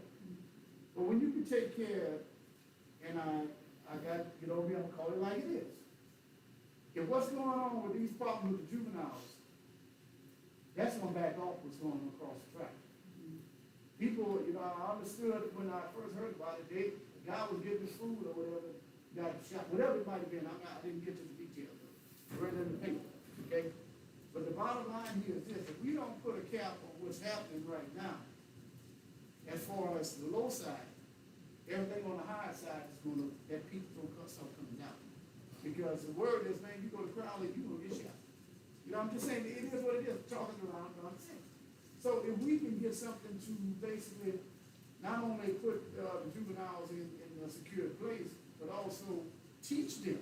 See, that's the main thing. You have to teach them, hey, look, maybe we can start a program where we take them out of there and the trade school will teach them carpentry or something, Let them get out there with some type of trade. Because right now, the trade that's out there now is only one thing, and we all know what it is. So, Luke, I would applaud you 100%, man, if you could find something like that. Because believe it or not, we'll make more money from other places calling and say, man, look, we got 10 juveniles, you understand? We need a place for them. Well, I don't know what the going rate is for a juvenile. I know it's got to be at least about $200. Oh, no. We put about 200-300 beds. We build our own facility out there. So anyway, please look out for that. Yes, sir, Mr. Moore. It seems more to be like a state project, but I'll keep my eyes open because I try to help. Experience has taught me all I can do is try. Well, that's the point. But once again, the city of Crowley, look, we gotta protect our own. The police department needs officers. Well, guess what? I hate to put it this way, but the courts are so backed up, they do a crime now and worry about going to court in 2 years. By that time, they do 5 more crimes. So, Anything more, Chief? You're good. I appreciate it. Go ahead, continue, Chief. Well, I just have one more thing, just kind of echoing what Alderman Martin brought up, just for food for thought for this council. In less than 10 days, we have had 5 shootings with approximately 10 victims. The first being the one at Little Kesey's, where it was a father of a travel ball participant. Then we had one in Westwood, and these were within probably 5 days of each other. One in Westwood where one was killed. The Friday, of course, at a local establishment downtown where 4 people got shot. One is still in critical condition. About an hour and a half after that was one on West Hutchinson. And then Saturday afternoon, I apologize because I can't remember which one it was. We had 3 juveniles shot, non-life threatening. They didn't want to participate, or they didn't want to cooperate on that one, and the brothers on Hutchinson didn't want to cooperate as far as charges. But that being what it may, just food for thought, in less than 10 days, 10 people shot. It's definitely something that needs to be addressed. We cannot continue to go the path that we're on and expect things to get better.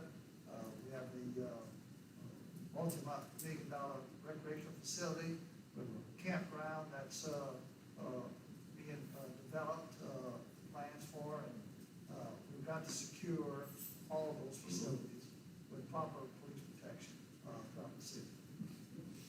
And that concludes my, yes, sir. Mr. Craig.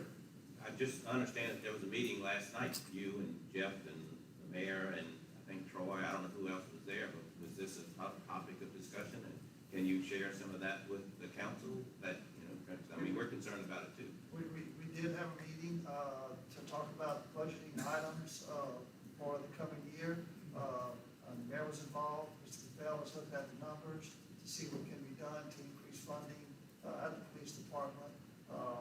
And that's basically, there was a lot of discussion, and Mr. Bell's gonna get back with the mayor with the figures. Thank you. Mr. Bell, you wanna add something? Yeah, I would like to add, with the agreement, this time, unlike past times, we'll meet again before these issues come before the council. That way, things that, when they come before the council, they actually have the realization of getting passed. You know, and I say that because we do meet, we have constructive meetings, and then something happens, all of a sudden, it's gotta be pushed through before actually everything's worked out. So I wanna thank Captain Abear, Brad, and the mayor for meeting last night and understanding these are gonna be situations that we're gonna have in order to work it out, because there's a lot of, I spent pretty much all morning just working on one spreadsheet to try to see how something can be worked out. So hopefully it can be, and we look forward to being able to work together. Mr. Martin. And, you know, and I'll say it again, because the reason why I was thinking about the Enterprise Center, I remember when we first started talking about that building. I forgot what it was a bag factory or whatever. And we came up with the incubator, where it's supposed to be, you know, people with little mom and pop businesses, they come in, just like on I-49 in Caronville. You know, Bill, Pastor tells me all the time, he said, man, it's the biggest and the best thing we ever done. What it does, we had some people come in where they, like the taxi cab, they let them have a low rent, they had a location and everything, and it rolls from there. But think about this. You just said about funding for the police department.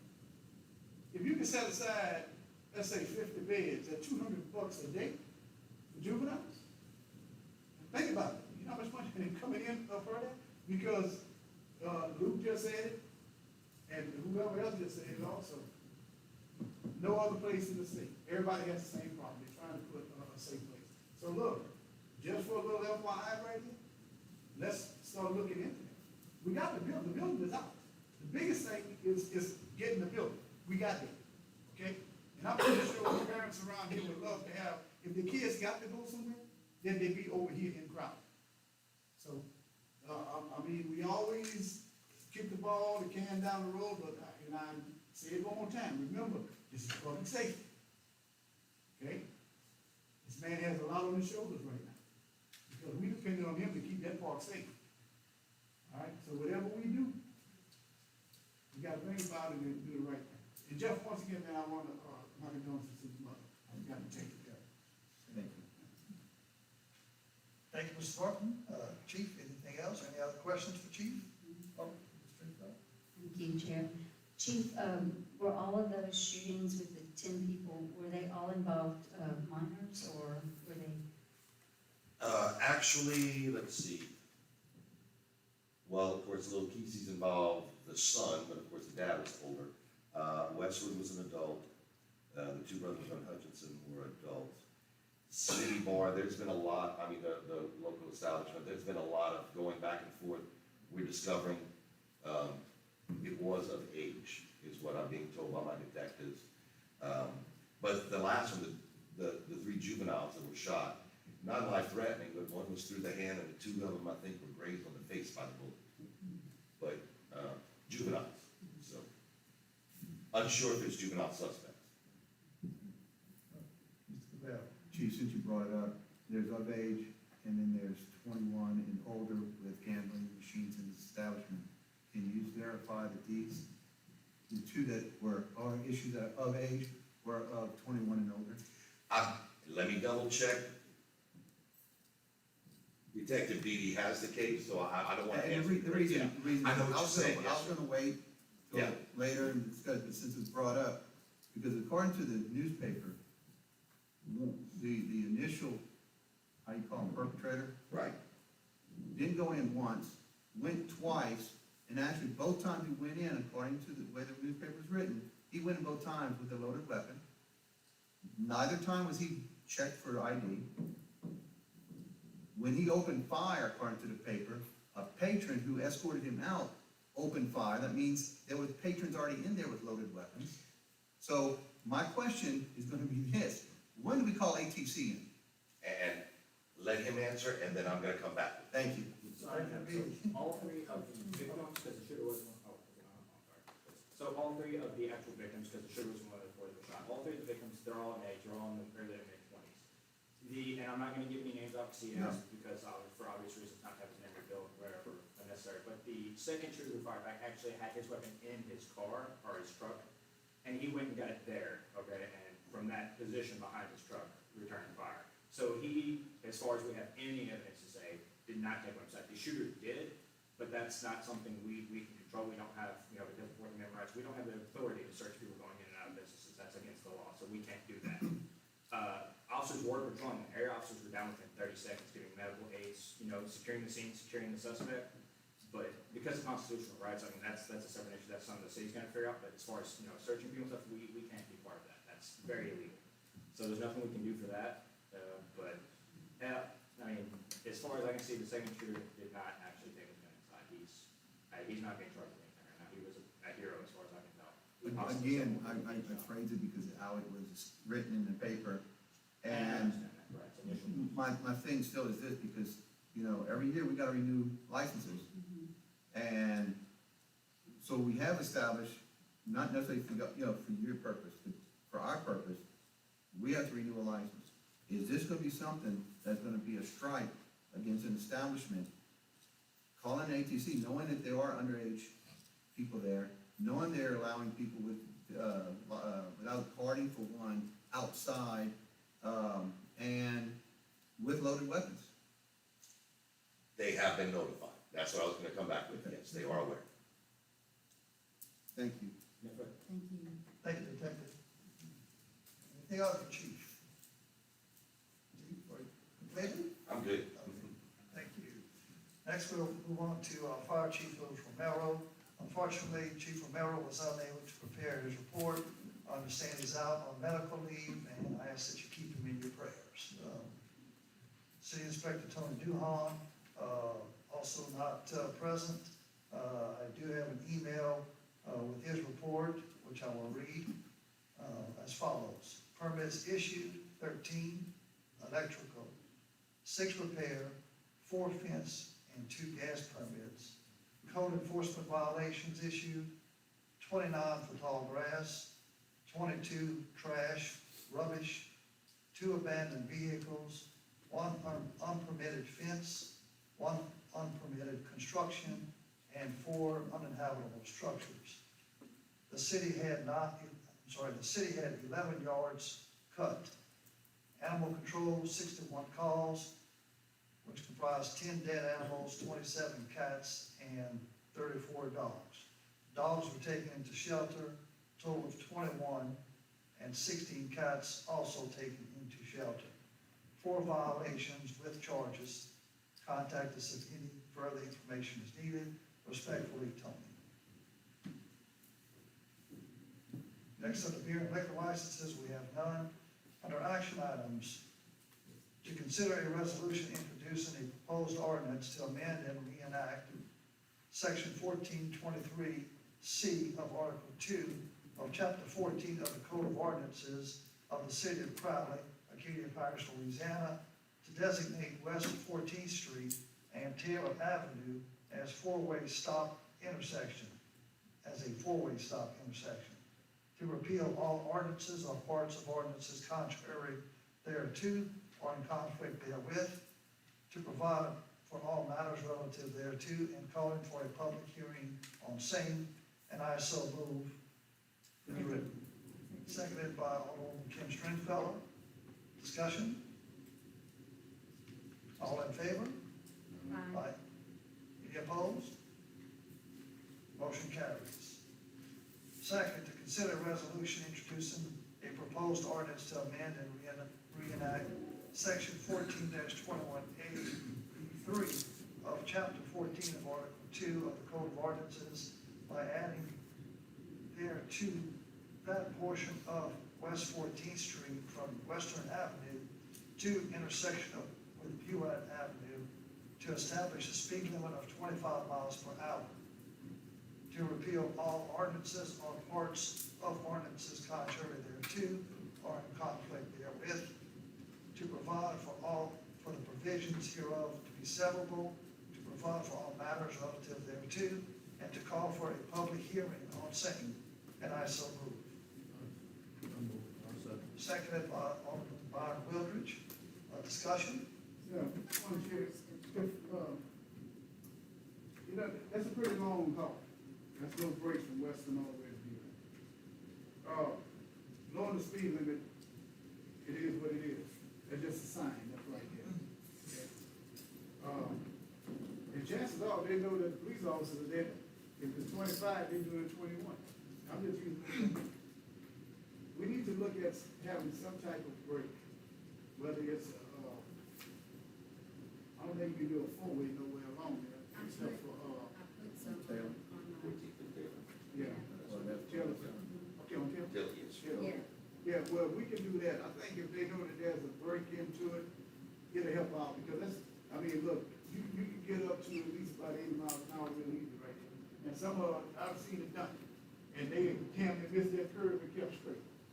So, I just wanted to inject that. Chief, I think you're right. Okay, just a clarification, because we're requesting 25 with the exception of the park area, of course, because that's generally 15. So just make that clear. Right. I just want to, Chief, I just want to make sure, because I brought this up last month, and your recommendation was not to put stop signs. In fact, that was actually your third recommendation, so you're for this now? Yes. Okay. No, actually, what I said last month was reduce the speeds, put signage, and four-way stop. Yes. Right, that's, Yeah. 1, 2, 3, that's. Right, okay. Thank you. Yes, sir.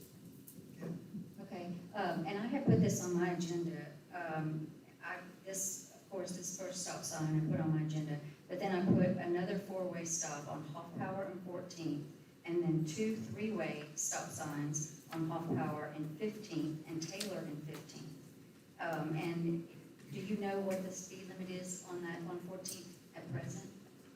14th at present is 30 miles an hour. 15th is 25. It must have been reduced sometime back. And there's no sign, right? I've drove, there's no sign, so people would know, you know. Right. Okay.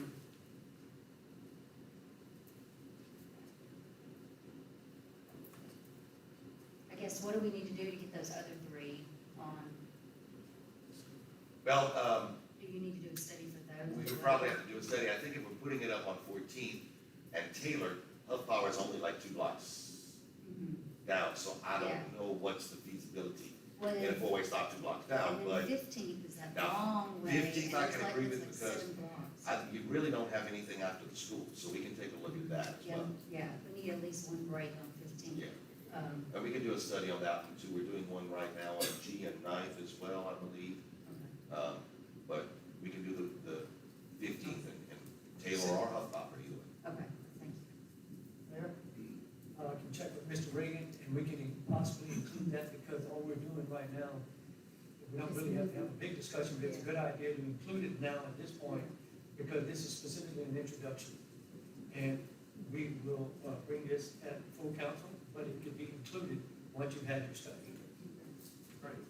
Well, and if we want to do that, do you want it by next week? Yes, sir. Okay, we can do that. So Mayor, the motion that's on the floor that's being And discussed. that's fine, but it can be adjusted because it still has to have a public hearing. We still have to have a public hearing, and we still have to vote on it and discuss it after the public hearing. Okay, so that can be presented within Yes, sir. at that time. Yes, sir. Okay. So, without further discussion, all in favor? Any opposed? Motion carries. Thank you.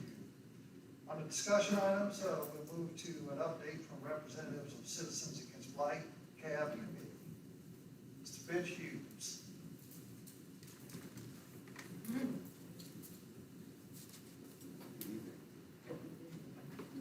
Hi. CAB has our monthly update we give to you.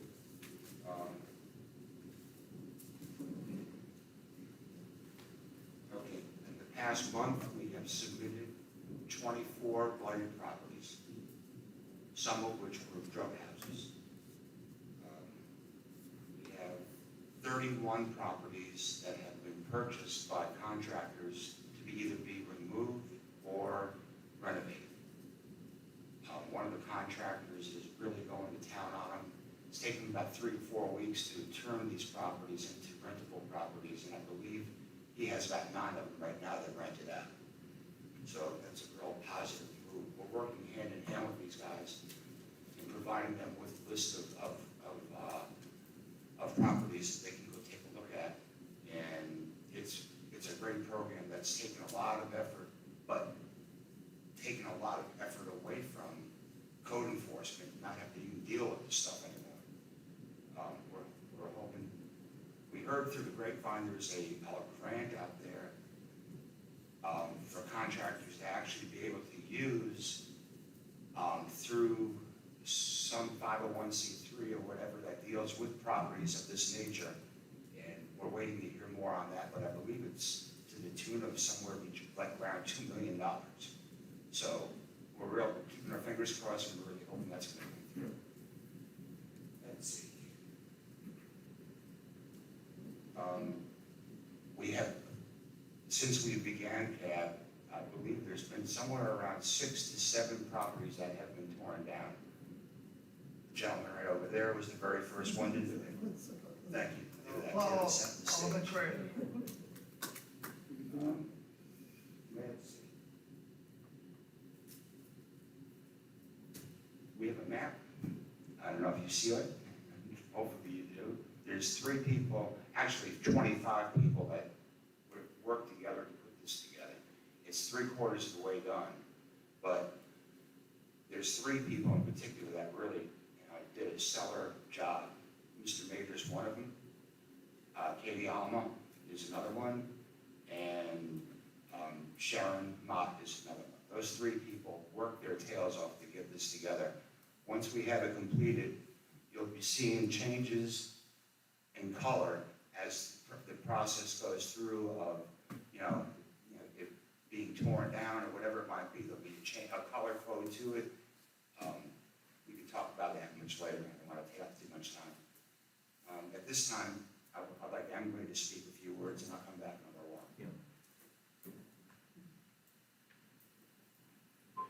Rich and I didn't get together prior to reporting to CAB, so I might be repeating a few things he said, but I really want to drive in and everyone understand where we are. So if I repeat something, I'm sorry. The first thing I would like to do is update the council and mayor on the status of CAB, and this is 6 weeks old. I'm gonna give you the good news and the bad news. First, the good news. As you can see, CAB has a city mapping system in place, right over here. Rich already gave thanks to the individuals that I wanted to, so I appreciate their help. And I wrote all of West and South Crowley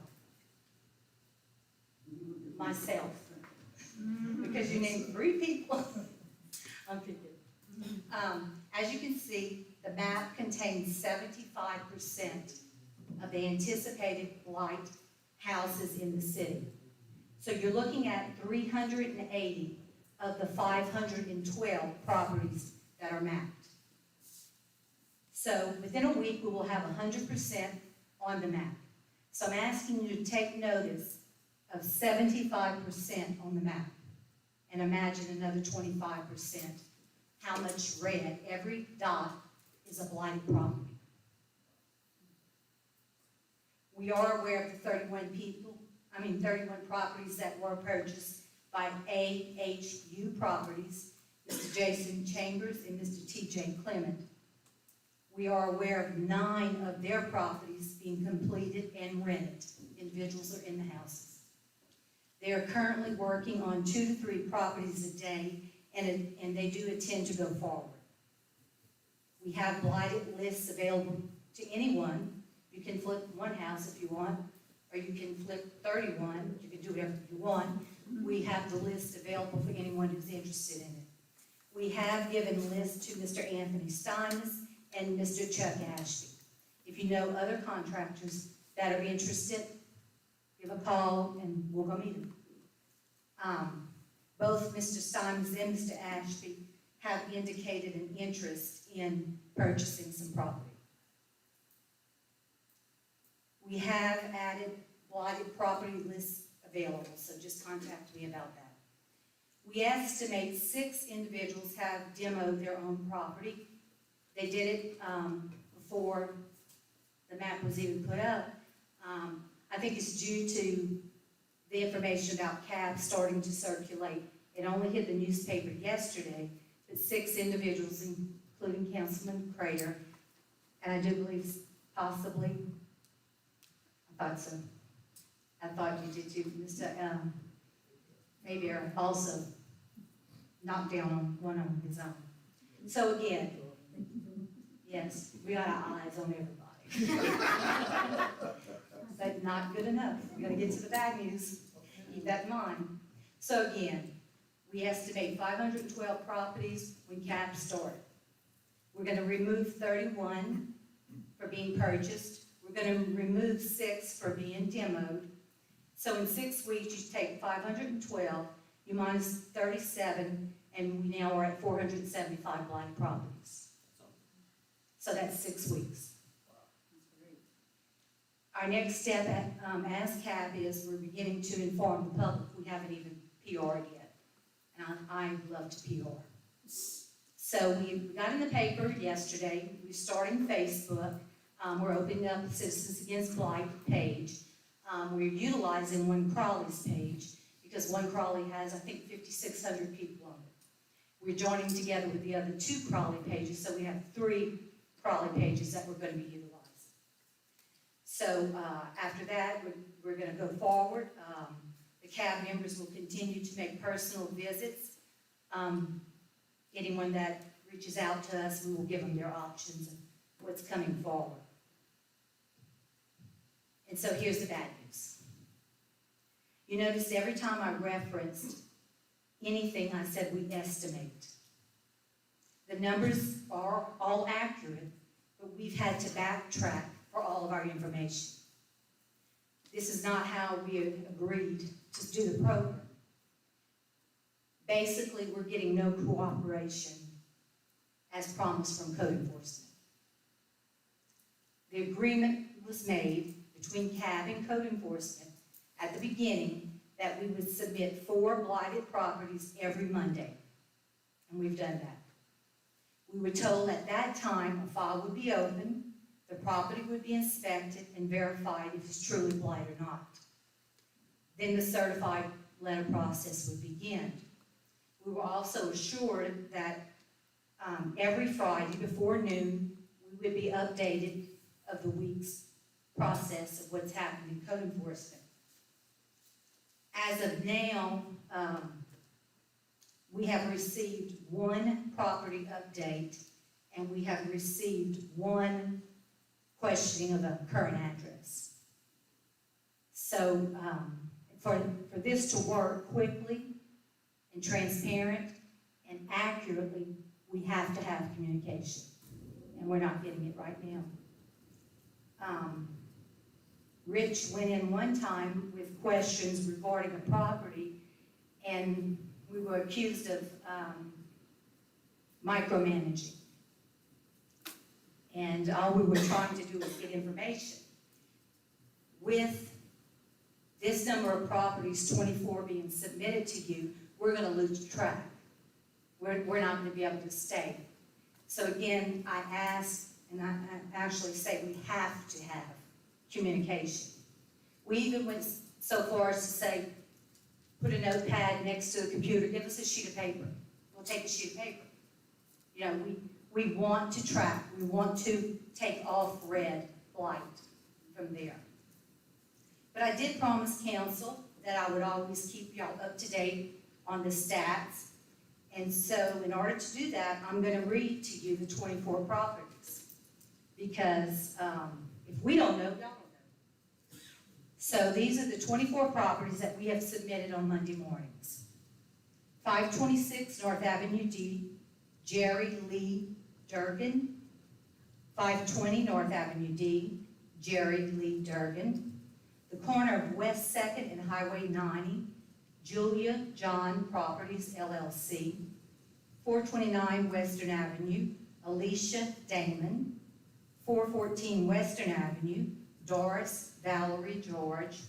512 Western Avenue, Leonard Pete. 706 West Hutchinson, Henry Clement and Margaret Livings. 627 West Hutchinson, Dwayne Keith Brown. 614 West Hutchinson, Timothy Bro. 505 West Hutchinson, Stephanie and Marie Collin. 410, I think it's West 2nd Street, Virgie Mouton Muller. 728 Northwestern, Broussard Management. 500 South Parkinson, John and Bonnie, and we don't have that last name. I'm sure y'all found the last name. 511 North Avenue E, Landers Tizino. 410 West 2nd Street, Muller Enterprises. 213 West 2nd Street, Muller Enterprises.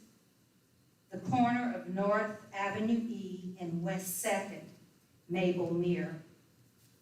226 West 2nd, 222 West 2nd, we need the ownership of those. 230 West 2nd, Mabel Meir. Behind West 2nd Street, we need the ownership. 402 West 2nd Street, ADDC Incorporated. 628 Western Avenue, Donald Bernard. 711 Western Avenue, Michael Wayne Clement. That's 24. So all I can tell you is we submitted 24 to code enforcement, and we had one update and one question about the property description. So I'm asking by Friday or beginning of next week to have an update on those 24. Can I get that list from you? Sure. It's handwritten. I did it last minute, but I'll give it to you.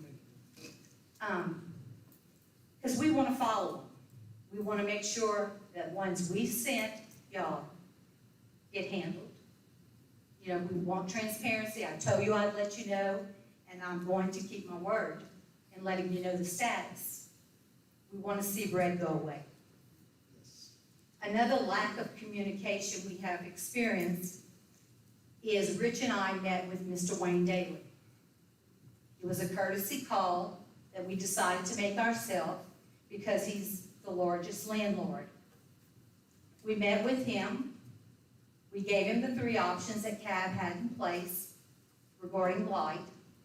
At that time, we told him that he had 2 trailers that were coming up the next Monday, and they would definitely blight on Hargrave Street. Mr. Daly told us he pulled permits on those 2 trailers and had 180 days to comply. We were unaware that Mr. Daly had pulled permits, and that would have been part of the Friday update that we would have known. Since then, and after speaking to Mr. Daly, we have noticed that he personally is halfway through knocking down one of the trailers on Hargrave. So half of it's coming down. But the real success of CAB can only be accomplished with weekly updates, which was the original plan that we agreed upon. We have a lack of cooperation, and forward, we need full cooperation. Without updates, we're going to quickly lose control of status, and we're going to lose control of mapping. I can't express the importance of Friday updates. Mayor Mosso, we have to have them. As history has shown, without structure and procedures, things get out of hand and things are not completed. So I ask you, Mayor, how will CAB be kept informed? Or should I ask, will CAB be kept informed? We are 100% invested in cleaning up our city, but we're only half of the program. The other half is code enforcement. Yes, under due process, and of course, I'm sure y'all understand that. Under due process, we are limited for time, and I'm sure, look, everybody wants to get everything torn down as quick as possible, but we do have due process. From some of the meetings that I have had with code enforcement, they have received before a week or whatever it may be. They have researched 9 of them, which are at Mr. Reagan's office. 4 of those which had to be, we call them problem children, meaning it's just a term, it's just an expression that there are open succession. There are many problems with all of these, which is why it's required to have due process. 4 of those 9 are very, very serious problems. One of the names that you mentioned are one of those who are very serious problems. We would love to be able to get low-hanging fruit. I'm just going to call it that in that term. Low-hanging fruit, which is the easiest of all to be able to get done very quickly. Quicker than usual, but not that much quicker. And it's still, again, a due process. 4 of those have been appointed to an attorney, Mr. Glenn Howey, and we are working on more. We are waiting also on a word from the other attorney who is going to be assisting, who is going to be assisting Mr. Reagan as well. And we are waiting on word from him. So as soon as he's cleared, we are going to be bringing him some as well. And hopefully, along with all of that what's just said, we could move on it a little bit faster. Okay, can I ask a question? Will we be updated every Friday before noon? We are going to do our best at trying to get you that information every Friday. Because you just brought me up to date on the 24, but I don't know which is which. I understand, and And- that's why I want that list from you. I would like to get a list, if you could, of all of the blighted property, so that way we can keep up as well, and get that list from you, and that way we don't interrupt this mapping, because that mapping is a great idea. I mean, once you do your 24, Yes, they can just, if the complicated ones, Friday, that's correct. still working, No, still working. we've already established a system that we have complicated ones, we're gonna put those in a drawer, but not forget about them, and we've gotta bring them back, and once we get updated, because we have calendars in our office as well. I gotta give kudos to Mr. Collins. He's doing a heck of a job, he's working hard, and he has a calendar system along with Tamika, and being the assistant, and also Ms. Joan, who does some research for us, has done that for many years. And that's one way we can try to find out, to see if there are problem areas when we do get those. But yes, we are gonna work very hard at communicating a little bit better. Okay, starting Friday. Okay, great. Starting immediately. I Right. say immediately tomorrow. Great, We'll have that conversation tomorrow. okay. Thank you, Mayor Flynn. Mr. Crowley?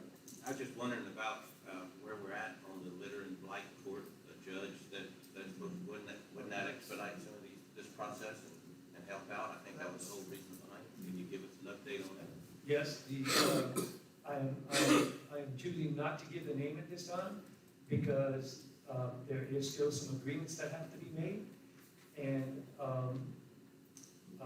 also, that is on the hearing administrator is who I'm referring to. That particular person agreed, and Mr. Reagan is doing the paperwork and all the proper and necessary agreement material that we have to have. So we're looking forward to that. My next question to this council is that, are you ready to appropriate the money in your budget? Yeah. Remember, it does cost money? Sure. Okay, all right, great. Good, we're all on the same page. Do we have money? No, well, we're gonna get to that point later. Yes, Ms. Thank you, Emily? Chair. Yes, I just want to say that I think this council, I can speak for the council, we wholeheartedly support CAB, and we are so sorry that y'all aren't getting the necessary information that y'all need from City Hall. We don't get the necessary information that we need from City Hall either. We can't even get our city inspector to come and speak to us at the meetings. Don't know why, but that is, so I completely understand that y'all are having those issues, but I would just like for everyone to know, all the citizens of Crowley to know that it's not this council that is causing the problems with this going forward. Well, I'm gonna make a statement on behalf of myself, not the other 24 or Rich. If we don't have cooperation, then I am gonna bow out, because I've gave my word to y'all that I would keep you informed. And if I'm unable to keep you informed, we're gonna lose control of everything. And it's very complicated what we're doing. It's a lot of work. I mean, we've rode this city 3 times already, different people. And we're holding up our end of the deal, is what I'm saying. And I would just like to say too, Mayor, it's kind of offensive that you say, are you gonna appropriate the money? Some of us have volunteered with CAB and ridden with CAB. We have been, cheerleaders for this. We wanted this project. We've, had meetings with you and code enforcement and our city attorney trying to get a plan. They have a plan. They have all these logistics worked out. They have a map. It's very offensive that, trying to put it off on us when it's completely your city hall that they're not getting the cooperation from. Mr. Chair, I apologize that you were being misinterpreted, but my question was simply a budget question. And again, I was saying that we'll get to that point. Thank you. And I'd like to add something before. Consider 37 properties through CAB have not entered City Hall. So that's how important it is to keep it going when you're talking about dedicating money to the project. 37 is off the list, and it didn't cost the city anything except CAB's work. So that's how important it is that we know. I think, Steph, do you want to talk to me, or? Okay. So, speaking of there's $50,000 in the budget for blighted property cleanup. I don't know how much is left, but that's what we did approve. So it's there. I don't know how much is left. But on average, we spend 30,000 on grass cutting. That's not just property and destruction of property. So that's one of the things. That's what I think was being, not to get overheated or anything, but there was a CPA that was approved for the budget to get approved. That appropriations for him has never been made yet.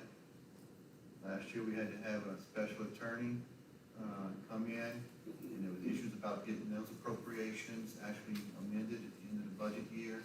Now we're asking for an attorney to jump in besides Mr. Reagan, as well as a hearing officer, So these are all things that I don't think we've never explored yet to even know what we're getting ready to agree to, is what I think the issue is.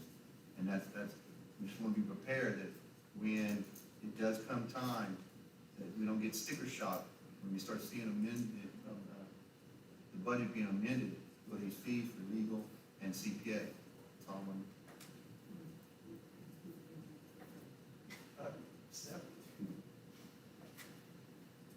You know what, I'm listening to everybody here, I'm writing all of this down. I think I got every address that you put here. And I have to ask the question. You know, the statement was made that City Hall said that y'all were trying to micromanage. Do they know definition of micromanagement? Means somebody's trying to do your job your way. Apparently, they ain't doing the job at City Hall. Listen, God told me something here, man, and I have to say, he said, which is more foolish? The fool or the person that follows him? You ever ask yourself that? Who is more foolish? The fool up there jogging or whatever, or the fools that follows him? The fool that follows. Okay, listen, first of all, these are volunteers. That's impressive. I'll be honest with you, that's impressive. Okay. Thank you, Tim. Our problem here is that we have a problem. You asked the question, how much money is in, grass cutting? Well, look, listen. Okay. There's money for cutting graveyards in the budget, correct? During the winter, you're not cutting grass, so that money bills. Parks and Rec, there's money for cutting the grass, the parks and everything. During the winter, you ain't cutting no grass. And also, 50,000, whatever, just regular cutting grass into the city. That's money put into the budget. Well, every year we appropriate money, every year. So the money never runs out. We appropriate money. Y'all agree with that, right? Everybody, we appropriate money.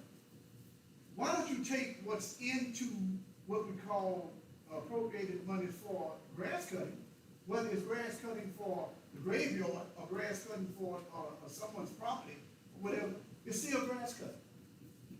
Make sense, everybody? So therefore, I mean, I don't understand why you saying, in the question, and I'll be honest with you, I was offended too, when you say, well, it looked like, well, I'm gonna do this, but it's gonna make y'all look, y'all whatever, cost money. Well, we know it costs for everything. But remember, we got people paid every day to work 8 hours a day to make this go away. And that ain't happening. All right, now we got volunteers that's coming in. They're saying, look, we'll go out there, we'll find you the places where it's at, we're gonna identify who has it, all we need to do is bring it to y'all put it in the network, get it back to us and get it to the public, and bam, get it to the newspaper. They walk in, oh no, I can't do nothing. You why? Y'all micromanage. The agreement was, and you remember I asked the question, it's gonna take money to do this, and everybody will say, oh well, whatever it takes. But remember, they're volunteering. These are citizens that see it. And every day I pass by that damn church not the Garfield, but the church. Former church. Well, whatever, the buildings. Okay, on Western and 3rd Street. You know, the other day, I wanted to go cut the grass myself. I said, now they probably charge me for trespass. I better leave that money. But the fact of the matter is, our main artery right now is going to that park. Everybody sees that. Everybody sees it. What the hell's going on here? They just had to clean the city. They came in first, whatever place. It must not pass here. Okay, it is what it is. But listen, what I'm saying is very simple. If you're gonna do something, you gotta go all the way. And I'm not trying to be funny here, but some of that damn money that you're giving to these people, they ain't doing their damn job. You need to send their butts home and give that money to these organizations. I'm just saying like it is. Because in any business, if you hire somebody to do a job and they don't do it, what you do? You got to go. Okay? Apparently, they micromanage it because they want to come in and get the job done. That's the way I look at it. That's just me. All right.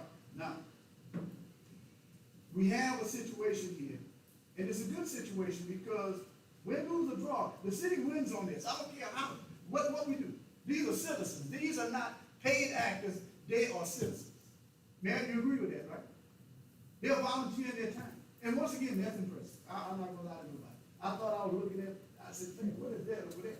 Okay, 75%. I'm gonna ask you this, do you have a list? How many, other, with these 24, whatever it was, did y'all turn any others into the city? No, that's the list we've handed in so far, of 24 to the city. And y'all been trying to get it, city hall, and just can't get it. We've only been responded to one of the properties that we handed in, and all we were asking for in the beginning part, and this is where, I don't buy the thing with the due process, Tim, I'm sorry. Well, I'm not What we did, what we agreed to was, we would hand in a list of 24, and then at the end of the week, we would be told where they stood. The code enforcement said they can only handle 4 a week, so that's what we're doing. We wanted to beef it up to 15 or 20 a week, but they couldn't handle that for multiple reasons, legal plus understaffed. So they started this 6 weeks ago. But the thing is that, wait a second, Steph, let me finish. The thing is that we're not looking for a resolution to the problem in a week.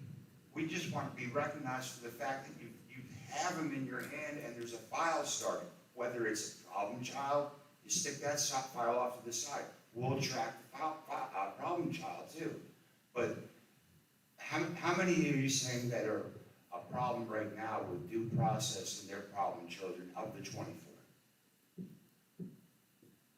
9? Is that what you're saying?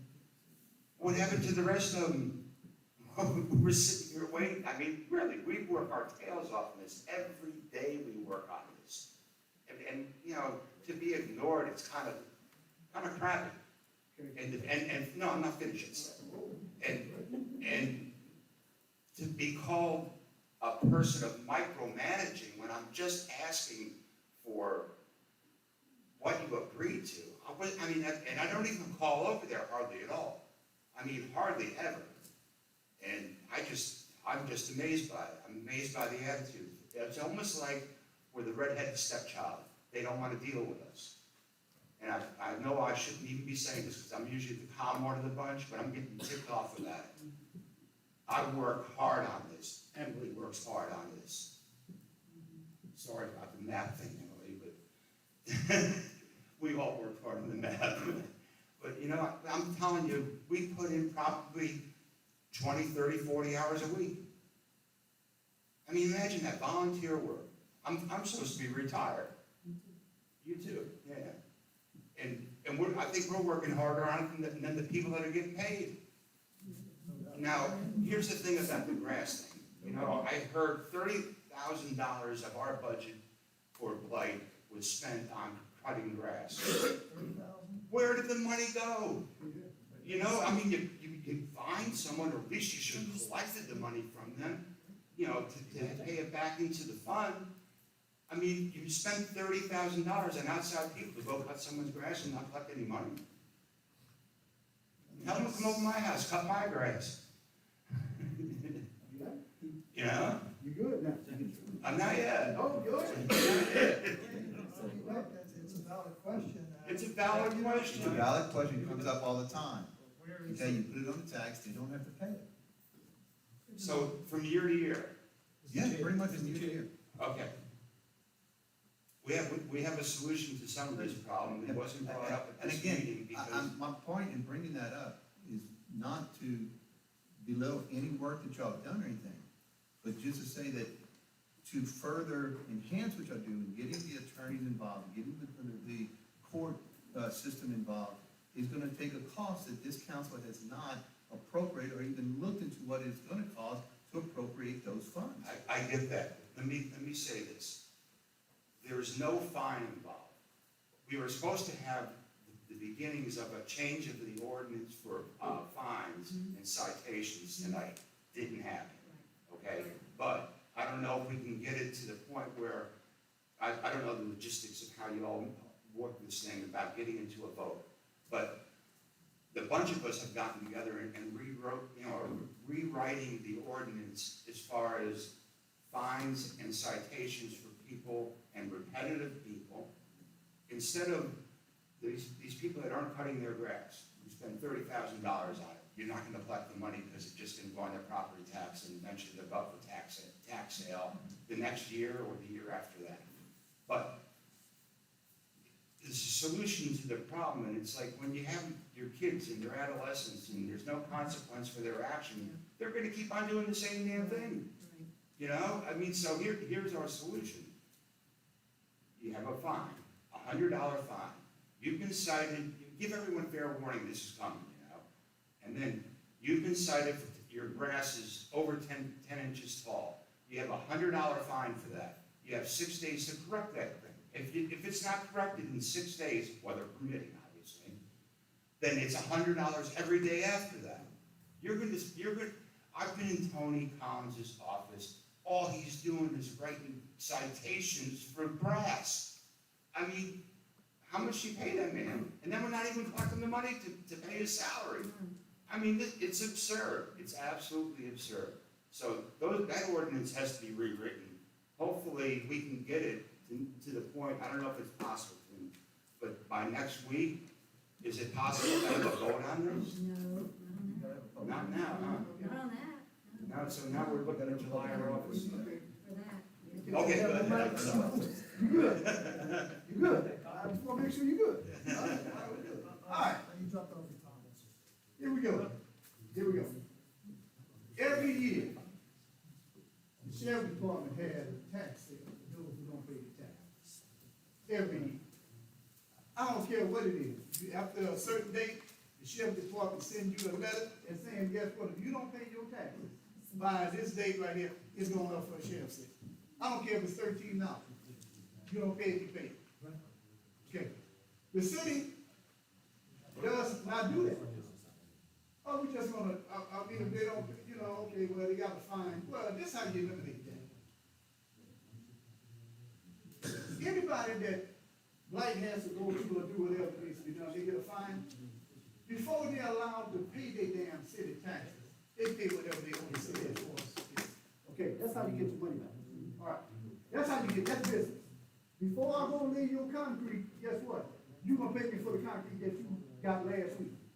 All right, yeah, I'm looking at you, you have a finance. I'm just, trying to put a remedy. No, and I get it. My question again, and I approached this before you got in office. I was looking at this before we got in office. Right. Okay?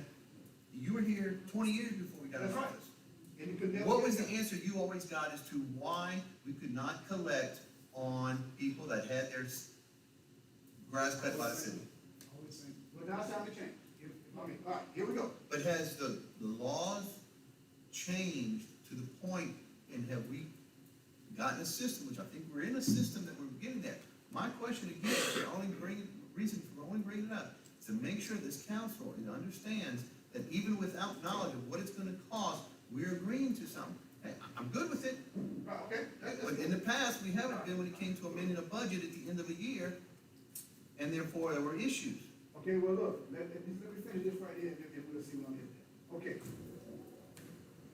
That book that you fought to get to me, Yeah, citation. both of y'all fought, y'all fought. Everybody, we agreed, they need a book. You say he's in his office writing citations, correct? Yes, sir. Well, when you get a I know when the chief give a citation, what happens? You bring your ass to court, excuse the language, and the judge say, okay, not only you better pay it before you get here, because when you get here, I'm gonna throw some coke calls on you. Okay? You gotta drop the ball. Let's quit holding the ball, it's time to drop the ball. Very simple here. When code enforcement writes a citation, is a citation, put it in the damn newspaper. Okay? I bet y'all sell a whole bunch of damn papers, boy. You know, they got a list coming out today of everybody that owns the city. You understand? Because one of the biggest sellers, and I'm pretty sure she'll tell you, is at the end when everybody owes the taxes, they put their names in there. Yeah, people go and buy the paper, make sure that their name not in there. Okay? So listen, this is how you do it. All right. The money, I don't know where the money went. But guess what? See these 9 members here? Well, we got one missing right now. We have the power to amend the budget. You understand what I'm saying? Okay, I just want to say one thing right now. We're 6 weeks into this, all the steering committee and the other members of CAB, and now there's questions about, do we want to do this? Are we going to allocate the money? Can we afford to do this? Is this one of the times that it should be tabled and Cab step away and y'all make some decisions. I don't wanna waste another day of my life if we have a money problem coming down the road. Because in 6 weeks, we've taken, 38 off the table for you? But if you don't have the money, now's the time to tell us, and we'll table it, Okay, or we'll next walk question. away. So I'm asking that question. Should we stop, Mayor? Okay, that's all I need to know. All right, here we go. How much money do we have right now that's left inside the, what call it, grass cutting? Evidently 20,000. 20,000. It was 50, and now they said we spent 30 on grass cutting. Well, let's say 15. And sarcasm aside, the County's gonna put it. Okay, all right, well, look, whatever money that's left, okay, whatever money that's left, can we as a council agree to go ahead and appropriate that money? And we use it as what we call a rebuilding fund. In other words, when that fund gets down, wait, hold on, Jim, I know what you're saying, But the reason why I'm saying that, because listen, this money is gonna go away. If they doing their job, and they bringing in 30, and then how many you said almost had 500 houses, you understand what I'm saying? Well, I'm pretty sure that this ain't gonna end at I'd say 525, next week will probably be 530 or 540, okay? Everybody agree with that, right? Because the houses are being torn out, are being condemned. All right, listen, take the money that we got right now. Yeah, you know how much they got inside the pot that's there that we agreed to help them with, correct? There's money that's there, correct? The only thing that's in the budget is what we're talking about in that particular area. But there's still some money. In other words, they need money to keep going right now. Okay, so why don't you go ahead and if it's an administrative thing or whatever it may be, because I know if the council's act, I'm willing to I'm willing to put 100,000 into it, because I know it's gonna help the city. We bringing in people from all over right now. Our park, the director just said, people from Texas is coming to play on that field. Okay? And what they have to pass when we get to that field. Okay? So listen. Why don't we do this? Have a meeting with finance, with whoever's on the committee. Okay, that's why I'm not on it, because Steph, I'm gonna cut you right there. What's that? The problem is, Third Ward is not represented on Well, that's finance all- and revenue. And that's a big problem. I'm about to get there. I'm about to get there. Okay, you meet with every, and I'm gonna say bye. That's my bulldog, right? All right, listen. If everybody has a say of what's going on in their district, it's gonna get done. I don't care who you are. Everybody wants a piece of the pie. So look, if there's $10,000 and we got, 4 districts? Okay, that's $2,500 a piece right now. Am I right? Okay, $2,500 right now for every ward. Okay? Now, one ward may not need that much. Well, guess what? We need it over here in Ward 1 or Ward 2, whatever. All right, but the money's still there. We're not keeping the money into a bank. With the understanding that once the money goes down, we do it every year. When Chief Act comes for his budget, we give him his money. Okay? This right here, we need to quit looking at it as being, we got some people that's mad because, or interested in cleaning up the city, and start looking at it as, this is gonna benefit everybody in this city. And that's all that's. Mr. Chair. Mayor, we can wrap this up quick. Yes, I'm trying to, but Mr. Richard? Yes, sir. And I have a question for you. Did you or did you not drop off that information to Mr. Reagan on Tuesday? I dropped off, I tried going to his office on Friday, but the office was closed. Monday, right, I understand it was pressed for time, 9 o'clock on Tuesday morning, I did drop it off, Okay. and he said he didn't have enough time. All it was simply a matter of, though, Mayor, is just taking what I gave him and just copying it onto the city form. No changes were needed to be made. I didn't have anything in it that was actually something that was a change. It was just requesting the change so you all could get together and change it. Okay, So it was a very simple thing. In defense to Mr. Reagan, here's a letter that he submitted today. I received a request for proposed ordinances to increase fines for littering under section 952 and to amend the provisions of the tall grass ordinance by adding minimum fines thereto. I am not able to prepare those ordinances and the necessary introduction resolutions for the meeting scheduled today. I only received this request yesterday morning, and there is some research that needs to be done to make sure what restrictions the litter ordinance may be subject to, as well as the provision of Title 33, which specifically grants the municipality authority for controlling tall grass and noxious weeds in the community. As far as I am aware, the general fines apply. A mandatory minimum may or may not be possible. I will determine that and let you know. Please let me know if you wish to proceed with these proposals for the upcoming meeting, which will have to be scheduled without going to committee, and I will let him know.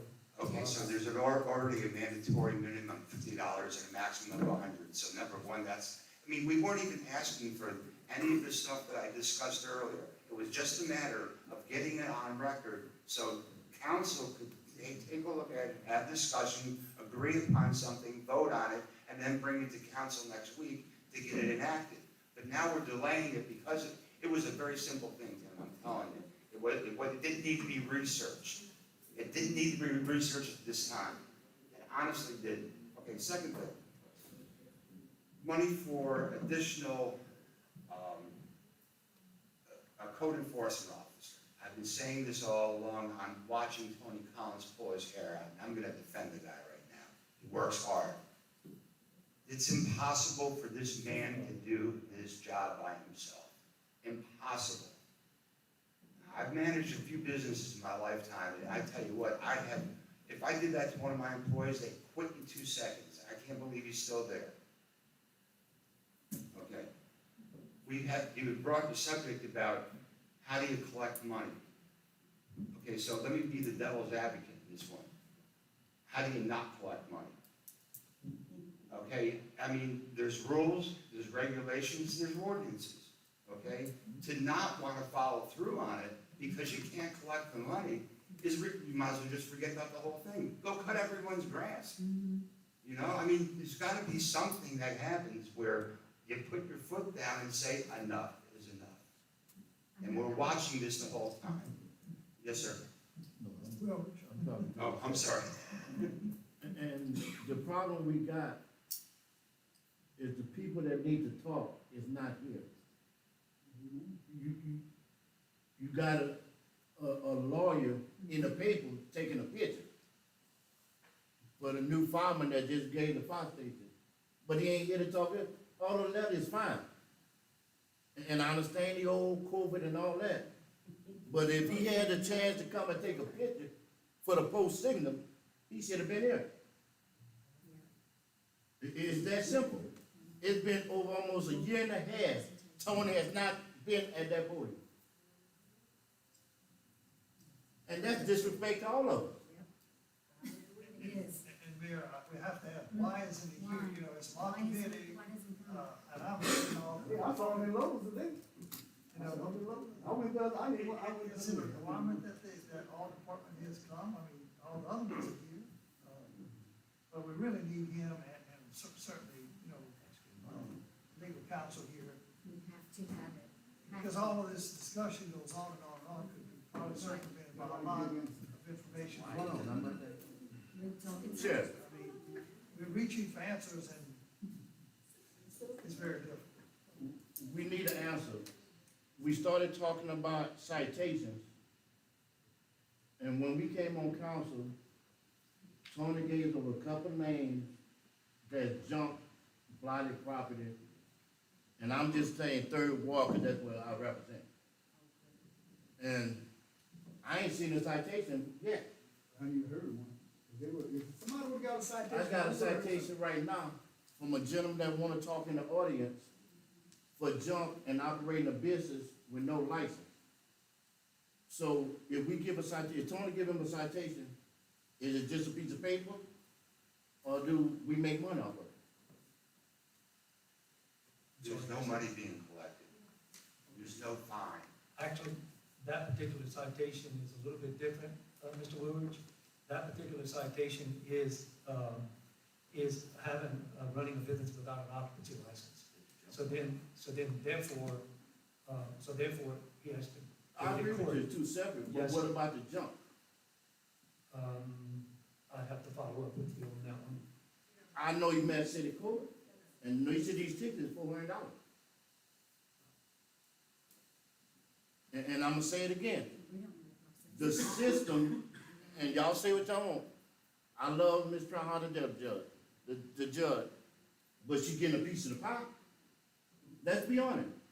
If it's a spade, call it a spade. On 9th Street and Avenue L, it's a commercial district. I brought this up because y'all brought up citations. I was gonna wait till you chair till the end for him to talk, but it's best for him to talk now. Well, unless you decide that you want him to talk later on, though. Can I say, I just figured out something here. I just gotta check with someone.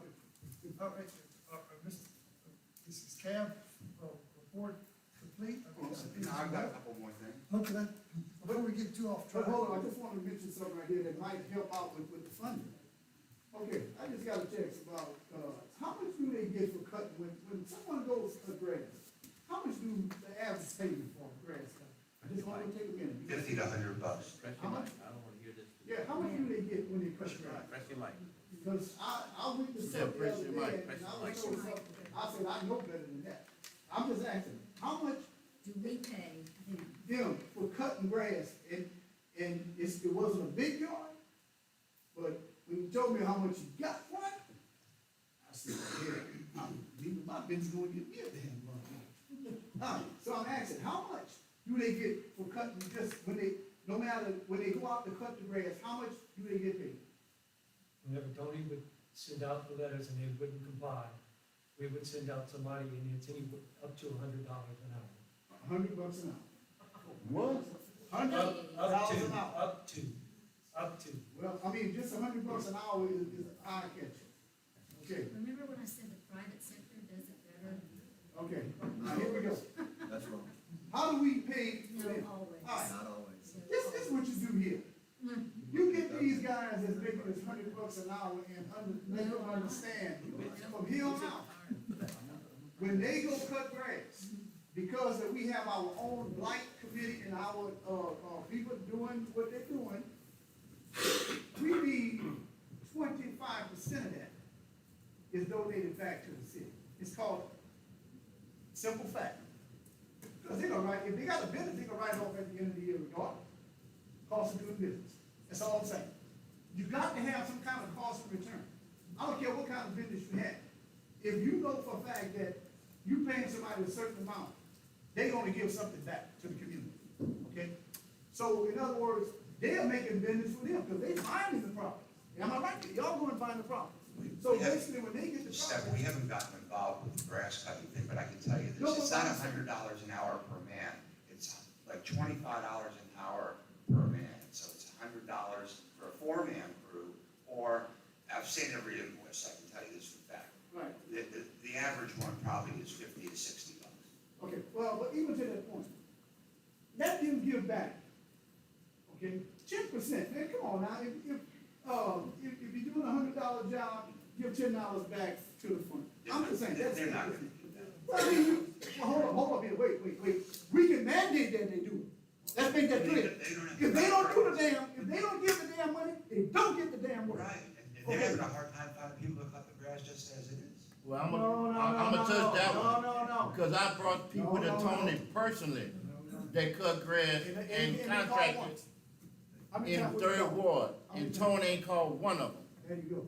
So don't come in with that. I brought one too. Hold on. Let's not get off track. If we pay one person to cut the grass, that's, if it's $64, that's more than we paying the lowest private that work for the city, a day. That's what we need to realize though. Right, and I agree, Byron. I think what we need to do, we're sitting here hearing things about the costs, expenses, and budgeting. Equally important, we need to make sure that the revenues comes back to the city for all these expenses that we are incurring to cut these grasses, and not get reimbursed by that property owner who's violating the ordinance. Allow them before they pay the taxes, you pay the fine. I know it's a stretch, but I think, I mean, after hearing all this about the grass and how much we're spending on it and everything, I would love to see a list of whose grass we're cutting and and who's cutting the grass and how much it's costing, because I can tell you, if it's repeat offenders, the same people that are cutting the grass every month or every 2 months, we need to know that, and we need to do something about it. It's not right, it's not fair to everybody. I like cutting grass, because I'm getting old, but I have to do it, and hell, if I can get, you know, it's people that can afford to get their grass cut, probably, that we may find that shouldn't, the city shouldn't have to be doing it. And I've said it before, and I'll say it again. My daddy worked 8 and 16, 8 hours a day, off 16 in the oil field, and nobody ever had to tell him to cut the grass, and nobody ever had to come to my house and cut his grass. So I think it's utterly ridiculous that some people are taking advantage of the city, and we're having to go cut their grass after time after time after time. To the tune of $30,000 already this year? And that's all I'm We should be saying. as much interested in collecting that like that. That's all I'm saying about getting an accurate report. Don't come tell me we cut 10 grass. Where the hell we cut them at? It could be the same grass, we cut them 10 times. And that ain't right. That's all I'm saying. It's the way you present something to somebody to make it the way it look like though. And I'm gonna say this, all these people that give us the report about, and I'm saying every department, even the street, they should be able to tell us the address of the 10 trees they cut, so we can go look for ourselves. We cut 10 trees, we cut 10 grass, and I understand they've been doing that for years, but this is 21st century. It's time for us to change and try to do better. That's the bottom line. Thank you. Thank you, Alderman Rhodes. Okay, just a couple more things. Okay. Mayor, I asked you earlier, I just wanted to get it on the record of when I'm gonna be able to get sworn in, so I can serve these citations in time. That's a Mr. Reagan question, and you asked me that earlier, and I told you that Mr. Reagan I know, is but going to be I speaking. wanted everyone to hear this. That's fine. And Mr. Reagan is going to speak to the city marshal, and once I get an answer back. Because then I'll let my you know. last conversation with Mr. Reagan was that, you know, he found a way to do it, that I can become a deputy city marshal, and so every day that passes is something that I can do something for Tony Collins, rather than Tony have to do it, freeze his time up, to do other important stuff. Okay. And lastly, there's a long conversation earlier about all this violence that's going on. I just want to let you know that Emily and I are putting together another organization of community leaders. We have about 8 or 10 of them right now that are going to look at this problem, dissect it in 10 different directions, whether it be getting the churches involved, getting the police involved, getting big brothers and big sisters involved, the whole bunch. But we're going to get it really organized, as we have done with CAD, and hopefully work hand in hand with you all, and you know, what you presented today. And maybe as a group effort, we can tackle this problem. But it's not going to get tackled by sending a bunch of stormtroopers out there just going after the guys in the gangs. You got to get to the young kids, you got to get to the parents, you know, and so that's where we're coming from. We don't even have a name yet, but I just want to let you know that we're doing that. Thank you so much, Rick. Great job. I appreciate all of your efforts. I mean, even taking on another challenge. And I also appreciate all of CAB, all the representatives of CAB, Tim Bader, Matt, the citizens that are cooperating with CAB to make our center, our city, to remove the blight from our city and to enhance its desirability. And you know, if it please, stick in there. And I think, yeah, we want to know, what is the declaration? Well, you know, our organization was accused of, and also some of council was accused of having plants in the audience, so we figured we'd accommodate them. Nice. That was very. See Rosie, say hi to Rosie. Thank you. I can see you. That's the only plan I know about. Okay, next we'll have an update from, Mr. Chair, wait a minute. You still haven't, they asked for the money. You gonna let them get the money or what? No, they No, what just, the- they just wanted cooperation. They never They have. wanted going I thought forward. they said you need, okay, well, good with it. But I'm sure the mayor will be working on the budget. and- Oh, okay, all right. Yeah, I'm okay, all right. Tim. But there was a whole lot. Thank you, Steph. Not a problem. Update from representative from the Litter and Light Committee. He's not gonna, Is that, he's okay. not gonna. Three, discuss posting speed limit signs as noted in ordinance book section 1421, and the possibility of reducing the speed limit on West 14th Street. We covered that in the other ordinance. Update on personnel at the Crowley Police Department. Chief Rusaro, I think we did that. Discuss closing times of bars in Crowley as found in ordinance book section 3-3. And I think all of it. I'll want to Ken Stringfellow, let's speak on that. Yes, thank you. I looked in our ordinance book and it's kind of confusing. We have a page and a half of verbiage regarding bars and the closing time, and some say 2 a.m., some say 2:30. And then I looked in Rain's ordinance book and it says just a little paragraph about what their closing times are. So I don't know if, Chief, if you want to explain that a little bit, or the bars and the closing times and all that. One of the issues, and it's one that I brought up a while back, that is one of the things that needs to be addressed along with many of the other ordinances of the city, but we do have conflicting because section 3-3, A, B, and C basically deal with that they shall not sell between the hours of 2 a.m. on Sunday and 6 a.m. on Monday, and between the hours of 2 a.m. and 6 a.m. on Tuesday, Wednesday, Thursday, Friday, and Saturday. However, if you go to G and H, consumption of beverages, it says whether more or less than 6% in any establishment provided said liquors were provided either through sale or gift by the establishment between the hours of 2:30 a.m. on Sunday and 6 a.m. on Monday, and between the hours of 2:30 a.m. and 6 a.m. on Tuesday, Wednesday, Thursday, Friday, and Saturday. And it also speaks about, the closings required. Shall close and remain closed continuously between the hours of 2:30 a.m. on Sunday and 6 a.m. on Monday, between the hours of 2:30 a.m. and 6 a.m. on Tuesday, Wednesday, Thursday, Friday, and Saturday. Our ordinances say that they cannot sell after 2 o'clock. What we're facing with some of these conflicts, present company excluded, is that some will give like a big donation before 2 o'clock, and doors may close, but they're not required to leave according to these ordinances. So the ordinances are conflicting in themselves.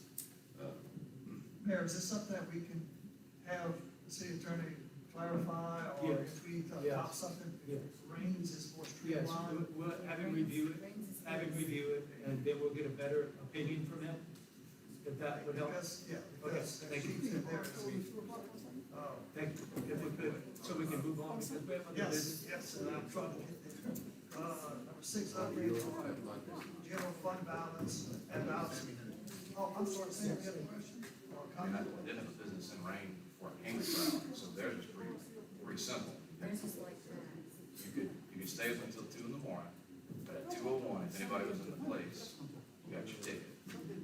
So you did it, and you closed at 1:30, 1:45, to make sure you and all your people were out of there by 2 o'clock. Even your staff to clean up. Well, they're gonna give you a little bit of a variance on that. They would unofficially say maybe 10 minutes, but they were usually there knocking on the door to check, to make sure. So it's really just, at that point, you'd say it's an enforcement issue too. But they were writing tickets in 2:01. We never got a ticket for any of that because we did by the rules, but that's not ever done. I think that's what some of the problem is now is, Yes. We need to simplify. We need to simplify it and streamline it where there's no Right. questions and My loopholes. only statement to that would be is that there's people that are not following the rules now. So if you make a bunch of restrictions, the people that are following the rules, are gonna keep following the rules, the people who aren't following the rules, are still not gonna follow the rules. So it's gonna be harder on other people. It certainly needs to be enforced equally across the board. So that would be my suggestion to that. And I wouldn't call it more stringent, as more clarification, because the ordinance is being so vague. Yes. As Alderman Reggie said, Rain had it, boom, this is the time, 2 o'clock.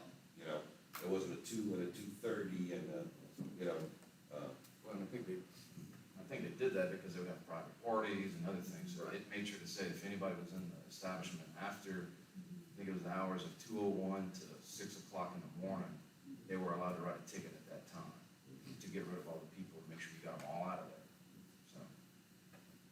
Thank you. You okay with that? Item number 6, I will refer that to the Revenue and Finance Committee to discuss. And with that said, are there any other legal items to come before the committee? Committee recesses. Thank you. Public Hold on, buildings. Brett. They've got two people in the audience, doesn't it? Oh, I'm sorry, Howard, we do have, Can Mr. Ali and Mr. Harris come up? Alderman Williams, I apologize. Hello, how y'all doing? I have a house, my name is Cal Ali. I have a house here on F Avenue in Ninth. And I was told that I have a citation, that I'm accumulating a junk and operating a business without a license. At first, I didn't know what to do, so I went to the city and applied the same day for a license. And I went back every other day to ask about this license.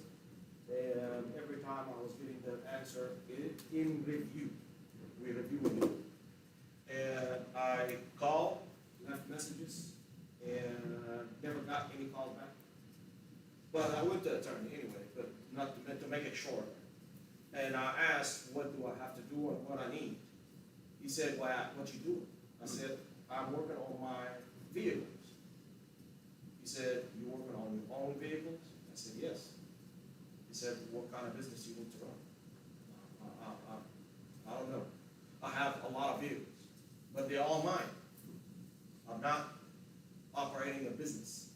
I'm not taking people, cars and fixing them, or taking out jobs and fixing them. This is all mine. And I even have the titles for all the vehicles that I have on my property. And what they call junk, they all cars that I'm gonna fix, and they all worth a lot of money. So I don't know what is the junk. And anyway, I went to the court, and the judge asked me if I'm guilty. I said no.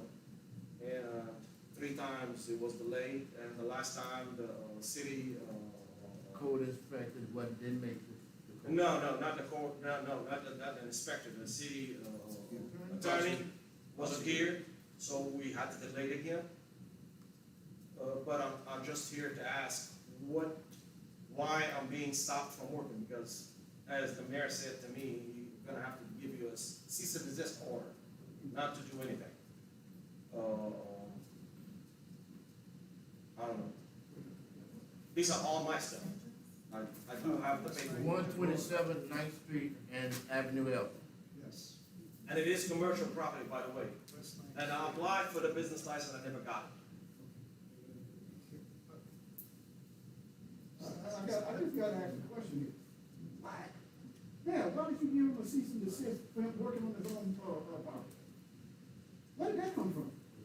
I wasn't asked if these are vehicle mine I do or understand, not. but once you told him that it was your property. No, I didn't, at the time, I didn't know if I need to have a business license to work Wait, on my wait, stuff wait, or wait, not. I wanna make sure we're on the same page here. Yes. All right, you got, a citation, Mhm.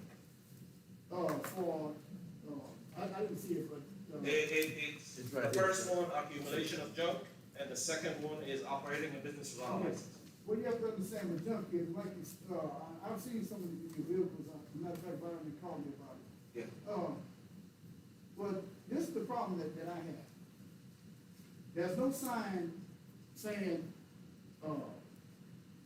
truck dealer or truck fixer or whatever it may be, there's nothing like that. Yes.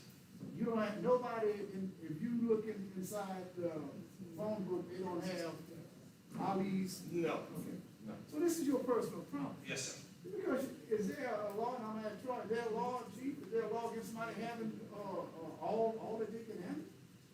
What happened here? I'm just trying to figure this out.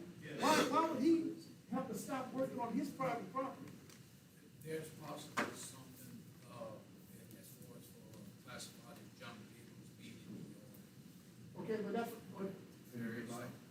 clarification of being jumped, torn apart?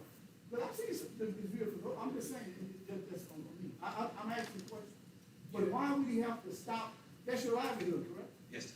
Okay, that's what I'm talking about. If he's going to court and nobody's showing us, all right, that's a problem. Because court is what, how many times have you been to court? 3 times. The first time is the judge said it's arraignment, like to ask me if I'm guilty or not, so I'm not. And the next time, are you guilty or not? So, or you wanna go to court, or you wanna pay. It's the same like the first one, but I said, no, I still wanna go to court. Okay. And the last time was supposed to be the Actual trial. the actual trial, but no one was here. I don't know how. That's what I thought too, and each one of those tickets is $400. And I don't know what relief the council has at this point to assist, if it's ongoing. Yeah, but the original ticket came from Tony. Didn't we just, I agree. Didn't we just spend not only over an hour, I believe, on grass, lighted property? And I'll be honest, Ms. Ali, Go ahead, sir. take no offense, I'm the one that reported this about 3 months ago. Okay. Because actually, it was brought to us, our attention as we're attending a chamber, it was like, have you seen this junkyard that's grown up on Avenue F and 9? I said, no, let me go take a look. And I went there and said, oh my God. Now, if you can fix some of those, even those 2 straight troopers, if you can fix those up, I want you to build my car that I'm building right now for me. I can show you Because- a lot worse. Now, again, but first of all, I have to add, I'm not in the I'm assessor. sorry. I'm not in the assessor's The office. car but- that you said police trooper, okay? The car that you're referring to is a 2018 I know what that Dodge Charger worth more than $40,000, okay? It does have a damage, and it is fixable, and it is a clean title, by the way. And I bought it from the state anyway, but I'm that's not not, that's arguing all not, that point. My point is, yes. it's unsightly for the area, and I don't know, first off. Okay, it's my property, where you want me to put it? When I, It's my property, where you want me to put it? Where you want me to keep it? you keep it, and according to the any ordinance that may have been broken, okay? My thing first is, when I report things like that, Yes, is it commercial? Okay, what part of commercial? it is. It's a junkyard, so what part of? No. When Well, you I'm say sorry, your junkyard, definition, please, my I'm not definition selling would be two parts. different. I'm not selling parts, so it's not a junkyard. Okay. It's a If you wanna graveyard. classify it as a junkyard, then I do have a junkyard that people come to buy parts from me. But this is a car that I bought for my own self to fix. But that's 1 or 2 of what, I think 6 or 7 you have there. Plus- Jay Leno, how many cars they got in their garage? With all due respect, have you seen Jay Leno's garage? Yes, I see it. He got the money, I don't. I understand that. Yes. So, Well, because he is that guy that owns a lot of money, and he can house them in a good place, but I can't put it on my property that I bought with my own money? Because I can't make it look good right now? first off. Sir, I'm working by myself, I'm a person, I'm not a business. I can't hire a lot of people to work for me to fix them sooner. These are my cars, my own cars, okay? And I wanna fix them whenever I can fix them. Because I'm working by myself, as I said. Okay, then that, even more to our point is that, why don't you take on what you can handle? We have people that. come Well, here all- that's wait, let me exactly finish. what I was We have gonna people do. that come in all the time Yes. about blighted houses. How many times have we heard about people come up here and, I'm working on it, well, how many houses? Oh, I got 24 houses. Well, why don't you take on what you can handle? Okay. You know, you have two let me ask you this. Winnebagos or of fifth wheelers there. One that I know at one point was almost over the ditch, blocking the sidewalk along with your forklift blocking the sidewalk. Okay. You know, I'm not pulling this out to hurt you, but that we have. No, it is to hurt me. No, it's not. What it it is. is 100% to it make is sure that hurt. we are in compliance with everybody. Okay. Just like I said, we spent over an hour talking about people that don't cut their grass. I've been in this property for 15 years. I understand that. And all my neighbors love me. No one ever complained about anything that I'm doing. I'm not trying to put any of my stuff on the street. I have a lot of people that I can go right now with you and show you how they park their vehicles on the middle of the street. I never park anything on the middle of the street. I try to fix everything that I have around the house to make it look good, okay? But when came Corona, that affected everyone, I've been, since when you've seen, because you were the one that you now opened that whole deal. Since when you seen these too many cars in there? Since the 15 years ago, or just that last year? Well, no, not 15 years ago, for sure. Okay. Yeah, no, like I said, I'll report. It happened I think it was this, in February. exactly 3 to 4 months. It's in the court, so. No, I'm sorry, but he opened it, so we have to discuss it all. But I want you to understand, this is not the court that you need to be presenting your case to, because. Well, we I have no- wanted to present my case, but there is no case to be presented. I was not supposed to be cited already about all this. This is all my property and all my stuff, and why I'm explaining again what is going on. But the council can't give you any relief, this is going to the city court. He is one of the council, and he's the one that complained about it. Yes, sir. So I But- went to but- public, I went to, thank you, city inspector, okay? He undoubtedly, knowing all the regulations, the whereabouts of where you were, and the like, he cited you. He So is the one undoubtedly- that he said, undoubtedly actually, had good- I can't do anything about it, Mr. Ali, because they are on my behind because of it. So I'm sorry, it was pushed from you. Okay? It was pushed from you I again. get a point of order right here, and I'm just asking questions. I'm sorry. No, I'm just asking. Jeff, all right, since you, I mean, you done your job, okay. Would you consider him putting a fence around it? Would that be? That's not up to me. No, wait, listen. He got to come in front of this council regardless, somewhere down the line. He'd have to come to us. Okay, whether it's a business or not, he'd have to come to us. Okay? We're gonna make that determination whether he stays where he is, what he's doing, or not. Well, again, let's wait and see what the court has to say. But I'm just saying, if it gets to us, Yeah.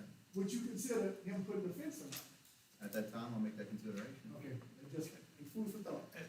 Okay. And at this time, I'm gonna recess the public safety committee meeting. You're welcome to stay later. We have other committees, we have people that, you're more than welcome. I can open it up again, Mr. Ali. Can I have one moment? One moment. I'll give you 1 minute. Okay. Sir, Yes, sir. as I said, you reported me in 3 months ago. Corona happened, I bought cars more because I was gonna open a business in, the end of John Bridge. I bought that property on the right-hand side, and I was gonna open a car lot. And I bought these, so I have them already when I open my lot. And Corona happened, I don't have any money to open my lot. I don't know what to do now, you know, that's why I have these cars. You may But want to it- liquidate some of your inventory. What, sir? You may want to liquidate some of your inventory. So you won't, I mean, I'm not here to teach you how to do business. yeah, that's exactly what you're doing, you wanna liquidate, you tell me that what I wanna do is my own property again. Okay, sir, I bought them, it's mine, if you want me to put a fence, I'll put a fence, but It's not up to me, it's up to the judge. thank y'all. Thank you, Mr. Ali, I appreciate it. This time, I'm forced to recess the meeting. Sir, you're welcome to sit tight, and unless you can have a very short, This is the second time. I don't, if it's a similar situation as Mr. Ali, there's nothing we can do if you've You're got something. dealing with a blighted property.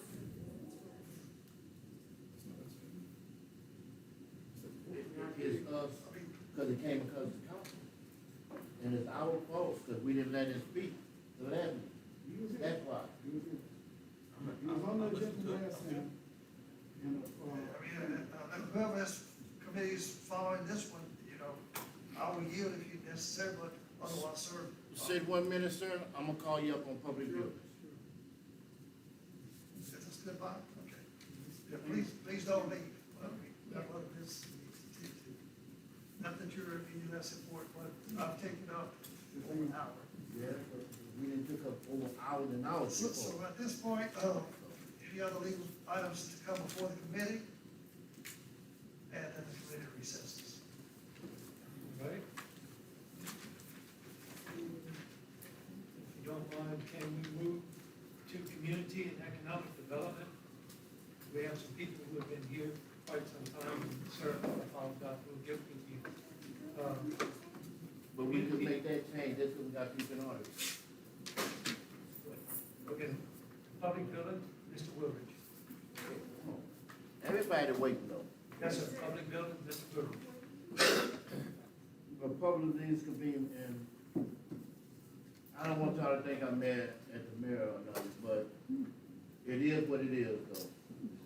And on the public buildings we convened, there was no action items on nothing like that. But it is relevant that I hear Mr. Harris speak, because he was here last meeting. I don't know why he wasn't called up and all that, I wasn't here, so. My job as a councilman, and it doesn't make no difference if you live in east, west, north, or south. My job is to try to find an answer for it. You might not like the answer that I give them, but it's just to find out, and that's all I was trying to do with Mr. Ali and Mr. Harris. And that's why I asked them to come and speak on their behalf. Nobody could speak like them but yourself. So you got the mic, Mr. Harris. I also have, my name is Mr. Harlan Harrison. I'm here to represent my mother, Miss Rose Harrison, and the late Mr. Theron Harrison. I had a property on 6th Street, 606 West 6th Street, that's put for demolish. Applied for the demolish license, only to demolish the parts that we think are bad. We wanted to rebuild some of the stuff into a courtyard. We put in, later on, we put in a permit. We wanted to, I think Tony said he wanted us to tear down the wall. My dad's wish was not to tear down the brick wall. If there's something unsightly, the neighbor might not like it. This neighbor, who probably doesn't like it, doesn't like anything I put up. I put up a CB tenant some years ago. He didn't like that. He has a tendency not to like anything we deal with. But still, we've been doing, people have been doing a lot of things for us. The brick wall serves an important purpose. And that not only does it protect stuff inside, it's also, my mother wanted that wall to remain there, my dad wanted the wall to remain there. I got you, sir. Once we found out about that, that's really responsible for his death. We kept him around for 94 years. That stressed him out. He didn't die of COVID, he died of stress. And that brought on a lot of stress on my dad. I'm very upset about that. My brothers are too. They kept me busy. My brother's been doing all the work to demolish the parts that he thought were unsafe and anything like that. Doing that by himself mostly. And I've been helping him out with some things. People been doing things to keep us busy. On 8th Street, they've been constantly dumping stuff. Over the years, we've been cleaning up the city stuff. We didn't ask for no charge for that over 30 years. Cleaning stuff up, almost whole houses been dumped on that stuff. We cleaned it up, called for the parish truck to pick the stuff up, doing it by ourselves. Didn't ask for any help. We did that, we cleaned the part that the city would call a abandoned part, plus ours too. Did that, clean up on 8th Street. Now, I had to do a lot of that since my brother was taking my mother is disabled. She's not able to, I have to take care of her. I do the home health for her. My brother was taking care of my dad. He was blind, he was immobile. He was doing all that at the same time. And at the same time, I would go and clean up that stuff on the 8th Street property while, cleaning up there, people throwing stuff, even looked like whole buildings torn down. Over up here, there's 6 stolen cars over the years, including one of the mayors up here, Mercedes, was in that yard that had to be picked up. And it's in the records, and all the police records from that. Sometimes we really didn't worry about it until we see something stolen. When we see some people's material was stolen, we call the police, or some car. Otherwise, we didn't bother the police for other things like that. Our wall also protects us from things that are being stolen. We also heard somebody was probably planning on robbing us. Brother does have our occupation license for the exact address of 606 West 6th Street. He also, that area, that's why they got a lot of bars and other stuff around there. So I've already applied for a permit to make things look good, to put a wooden fence there, and also for the safety of the brick wall, we, when it comes down to construction, we limit, we do things a little different. We do things outside our box. We don't do things like everybody else.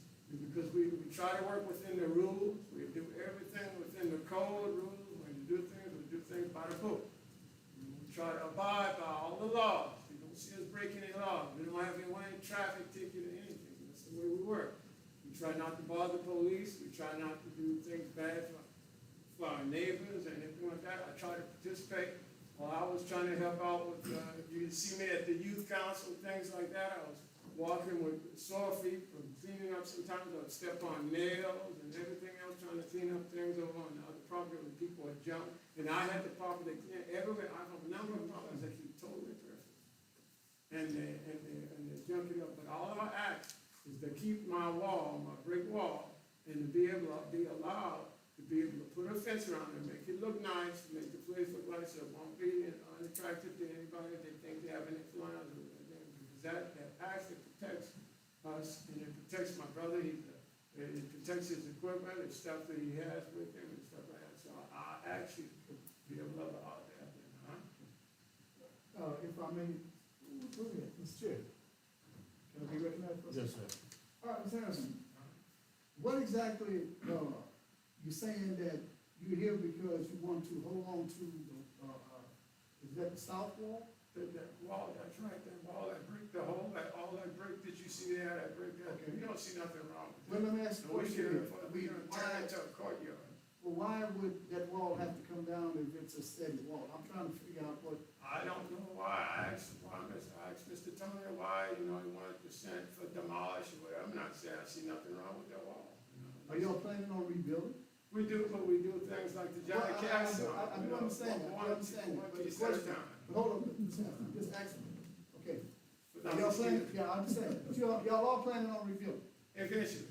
Okay, well, I would think you need to be in, what is that, I don't know if it's public safety or zoning and annexation here, but basically what you're asking for is time to get your stuff together, is that what you're asking? You know, we're here, the way it is, but we show that we don't want the wall demolished, but we. So you need time to start That's adding right. to it, okay. Exactly. I'm gonna ask a question, what, It's coming up for a resolution. yeah, but it has to be in somebody's committee. It has to come out of somebody's committee. Public Safety Committee. Usually is public safety. But could you I read think the the process has already gone through, Mayor. Did it already go through? There's a rule of show cause and there's a public hearing that's coming up and he will have another chance to speak at the Okay, panel. so it's just a public hearing then? Yes. Okay, Mr. Harrison, until the public hearing comes, just do what you gotta do over there, okay? Thank you. Because, we inclined to help everybody. Thank you. I've never seen this council go against anybody that wants to do right. True. There's a few people that we went with them and they done wrong, but that's another question right there. Right. But look, just keep doing what you're doing, and when the public hearing, when is the public hearing? Is we gonna determine that tonight? I can look at it, Mr. Martin, say it at our, Is it June prior to 9th? our city council meeting next week. June 9th. Okay, all right. June 9th. I have one more thing too.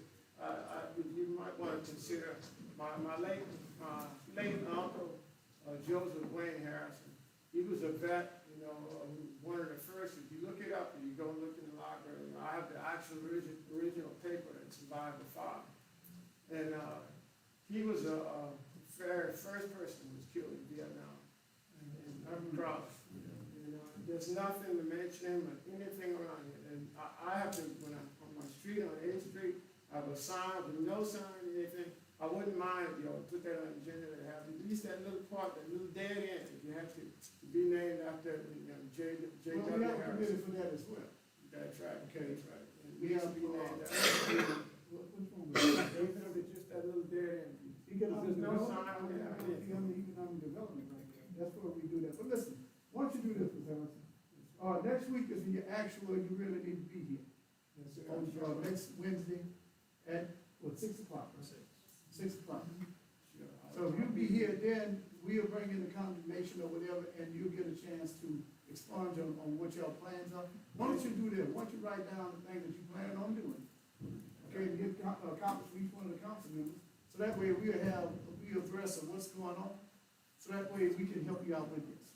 But I apologize, you supposed to have came last, but it is. That's all right, I know y'all busy, y'all have other things, we appreciate you. That's all we ask for is the same type of. That's not a problem, so we'll see you, call Thank Robert. you. Thank you, Mr. Harris. I'll Tell get me with the you. comments, sure Yeah, appreciate and it. he'll tag me in and we'll talk. We'll get together. I sure appreciate it. Thank you, Mama sir. said everybody, y'all be blessed. Oh, Thank you. Thank you so much. Thank you very much. Thank you so much. Thank you, man. We appreciate you. All right, God bless. Is anybody else in the audience that needs to talk on public business? That being non-public business, right, sir?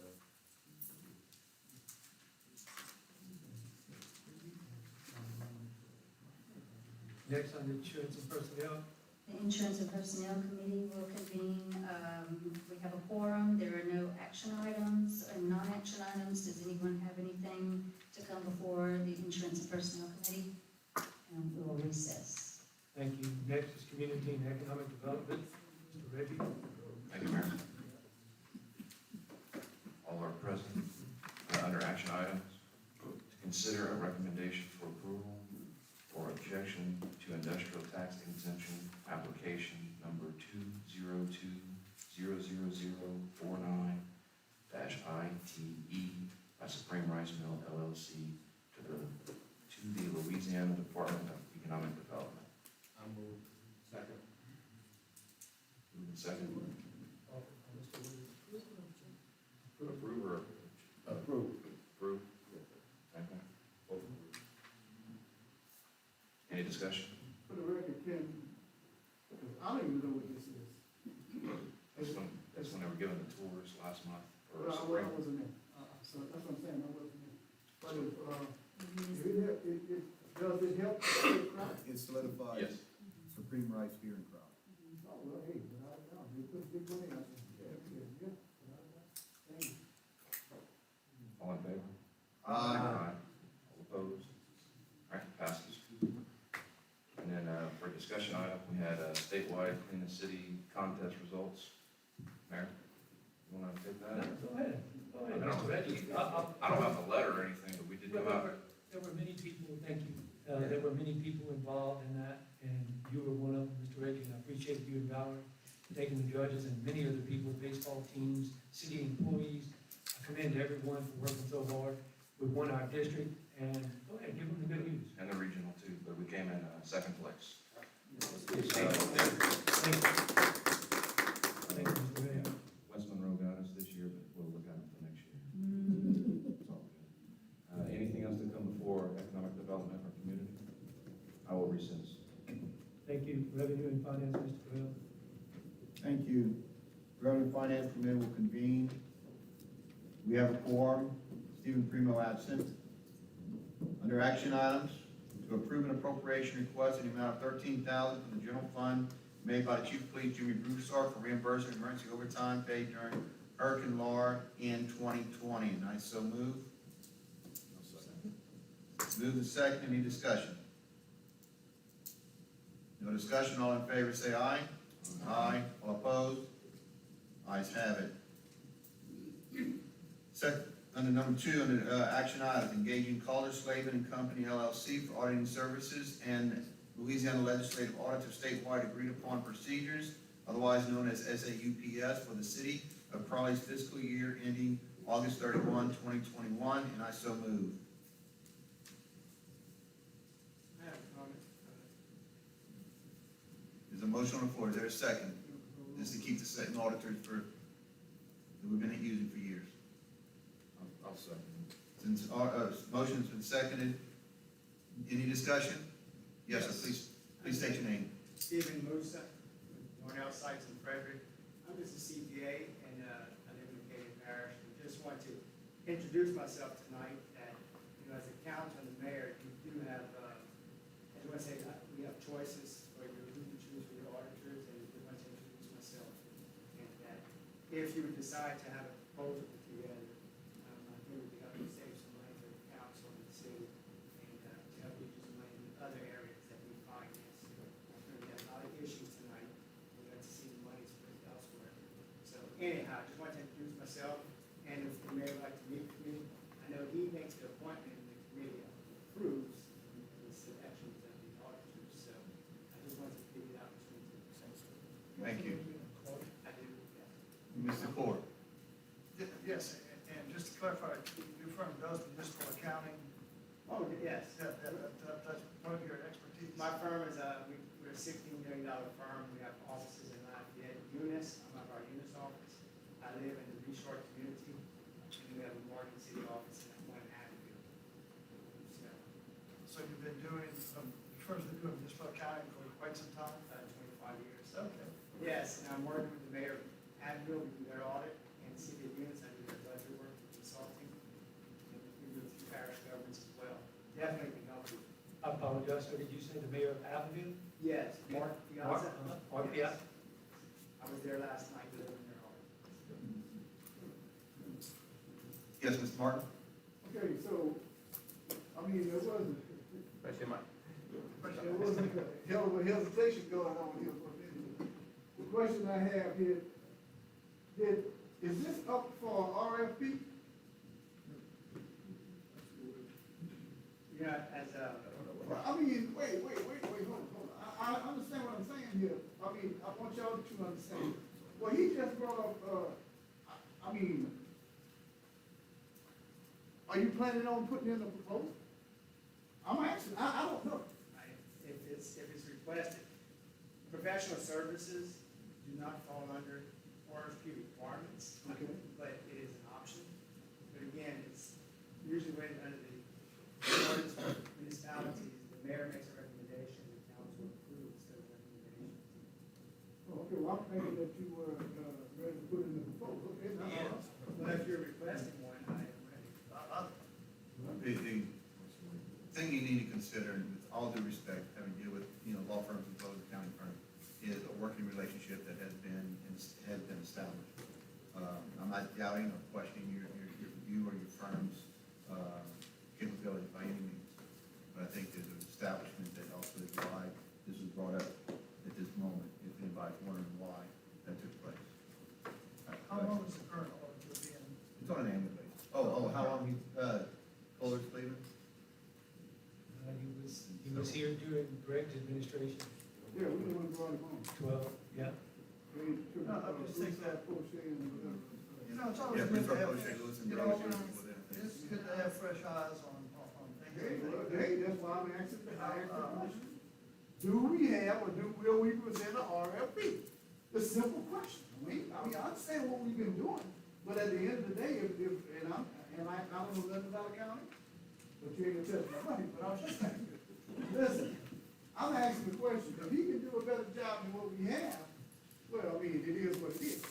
Maybe there's a situation here where they can be shared expenses. Let me tell you something, we need help in that department. That's what I'm saying. But again, answer that question, we got help.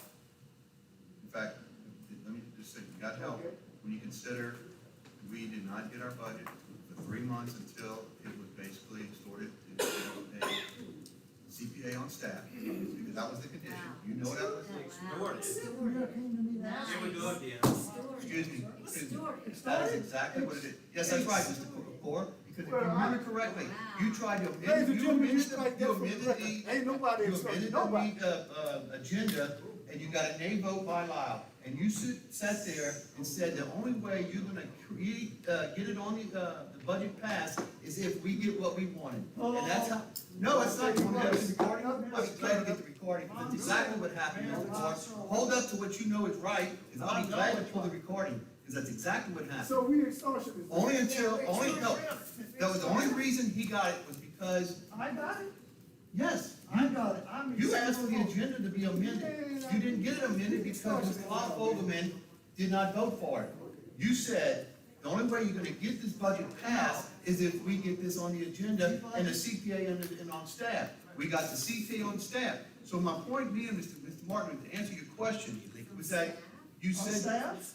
We don't have staff. We don't have anybody. What do you call it, consulting? I guess. We have. Well, I don't, you guess, but you Yeah, don't. we guess Get your because facts we straight, don't get Mr. any- we Bell. don't get any You got exactly what I get, and you make comments that you don't know anything. That's not anybody else's fault, possibly your own. Because I get the same thing that Mr. Abshire presents to us as well. It looks good. He's always said it looks good. Why? Because the staff that has done work there has always done good work. That's why the audit has never really had a problem with what has been presented for what is to be audited. The only issues they've had is what is established during the operations during the year, not what was presented as far as the records themselves. Aaron's gone now, but If Aaron's we gone. did so well, what, Aaron's why gone. was it The one that was doing all the $800,000 work, she is no longer here. I wanna make that clear to everybody. Thank you, Aaron is and gone. I agree. Okay. Because And I'm there's a asking time, this there's a question limit right of what here. people can take. And I'm using this right here. I'm at the LMA all the time. Okay, now you use the term interim clerk. Okay, interim clerk, that's what you use. I don't care who it is, it can be anybody. You use the term an interim clerk. All right, now, when I ask the question of certain clerks, what is an interim clerk? You know what they told me? A secretary. Okay, that's an interim clerk. That's coming from a master clerk. When you say you have an interim clerk, that's a secretary. Okay, all right? So, now, we have persons, and I mean, it is, because I'm getting questions asked, I told them I'm hands off with that, because I didn't take part in this. I don't know how it came down, but usually, whenever a department head quits, they come to this damn council, I don't care who you are, before you appoint anybody else. Okay? Because that's, whether it's an interim or not, it's a department head. There's no such thing as an interim department head. I want to make that clear to everybody. Okay? So, and I'm using this term right here, and I'm under the impression right now that all the meetings that we have are not legal meetings. Let's bring it back to this. Well, no. You said it started. No, You came up, it's I don't Martin. know damn it started. No. Okay? What we did, The we point put was, the stipulations. point was, okay, just like we said earlier, about legal fees. Even the CPA that was held off until, the budget was held off until we got the CPA, there was nothing wrong with the budget. You know why? Because that was, you know why? You know why? Because the budget passed without even being amended for the appropriation for the guys' fees to begin with. There still hasn't been an Yes. appropriation for a Nobody here had a CPA. copy of that. You know budget. why? We didn't know Because that what was wasn't going what on. We still don't know what's going on. No, we don't. Anybody here seen, anybody I know call the how much money question. we got in the department? I Chief, call do the you know how much question. money you have in the department right now? Yes, Mr. Speaker. I know you know. I call the question. I'm embarrassed in front of the CPA that y'all arguing like that. I call the question. No, well, first of all, it's not an argument, it's a I get discussion. it, but I'm embarrassed. You know, the only time y'all act like this is when That's TDK is order. not I'm here. calling the question. All in favor, say aye. That's Aye. why not exclusive. All opposed? Well, if you don't like what the hell goes on at these meetings, Excuse me, guess Mr. Martin. what? Mr. You can Martin. bring your ass out. Mr. Martin. Thank you. Come on. Thank you. Now you need me to I guess escort me you? and the mayor gonna go get the fight, because we gonna be waiting for you. Sir, I do apologize. Man, go home and get some rest, buddy. You go home. I will. You think I'm a fool? I ain't no fool, bro. We'll have a You act hand like a vote. damn fool. You come here, we have All a in debate. favor, say and aye. you gonna come here talking. Raise your hand. All in favor? What is embarrassing? I asked the question, is there RFP? It's a 2-2. No vote. Tie. It's embarrassing. Adjourn the meeting. I don't care. It's Listen, embarrassing. man, I asked, is there RFP for? With no other item coming before the That's all council, I asked. revenue finance. No, Troy, he's good, he's good. But the question was, is there RFP? That's all I asked. I get it. I understand it. I They understand came up with all this craziness, man. Cause you ain't got a black person on the board. What does that have to do with anything? You got 31, can we get represented though? It ain't about no, Listen, it's the 31. question was, is there 31 RFP? part of. That's the only question I put up. You know me better. So it is what it is though. If it's black and white, it's black and white. I'm not on every committee either. So, there's no reason not to have nobody for each ward When we get the on the revenue top, finance, everything goes. on the committee. That's all it is. Don't stop it. Don't point your finger at me. That's all. Man, I tell you, boy, this, every time we get the Don't revenue point your finance. finger at me. That's stupid, man. Hey, man, that's me. No, no, no. You need to sit there and point your finger at me.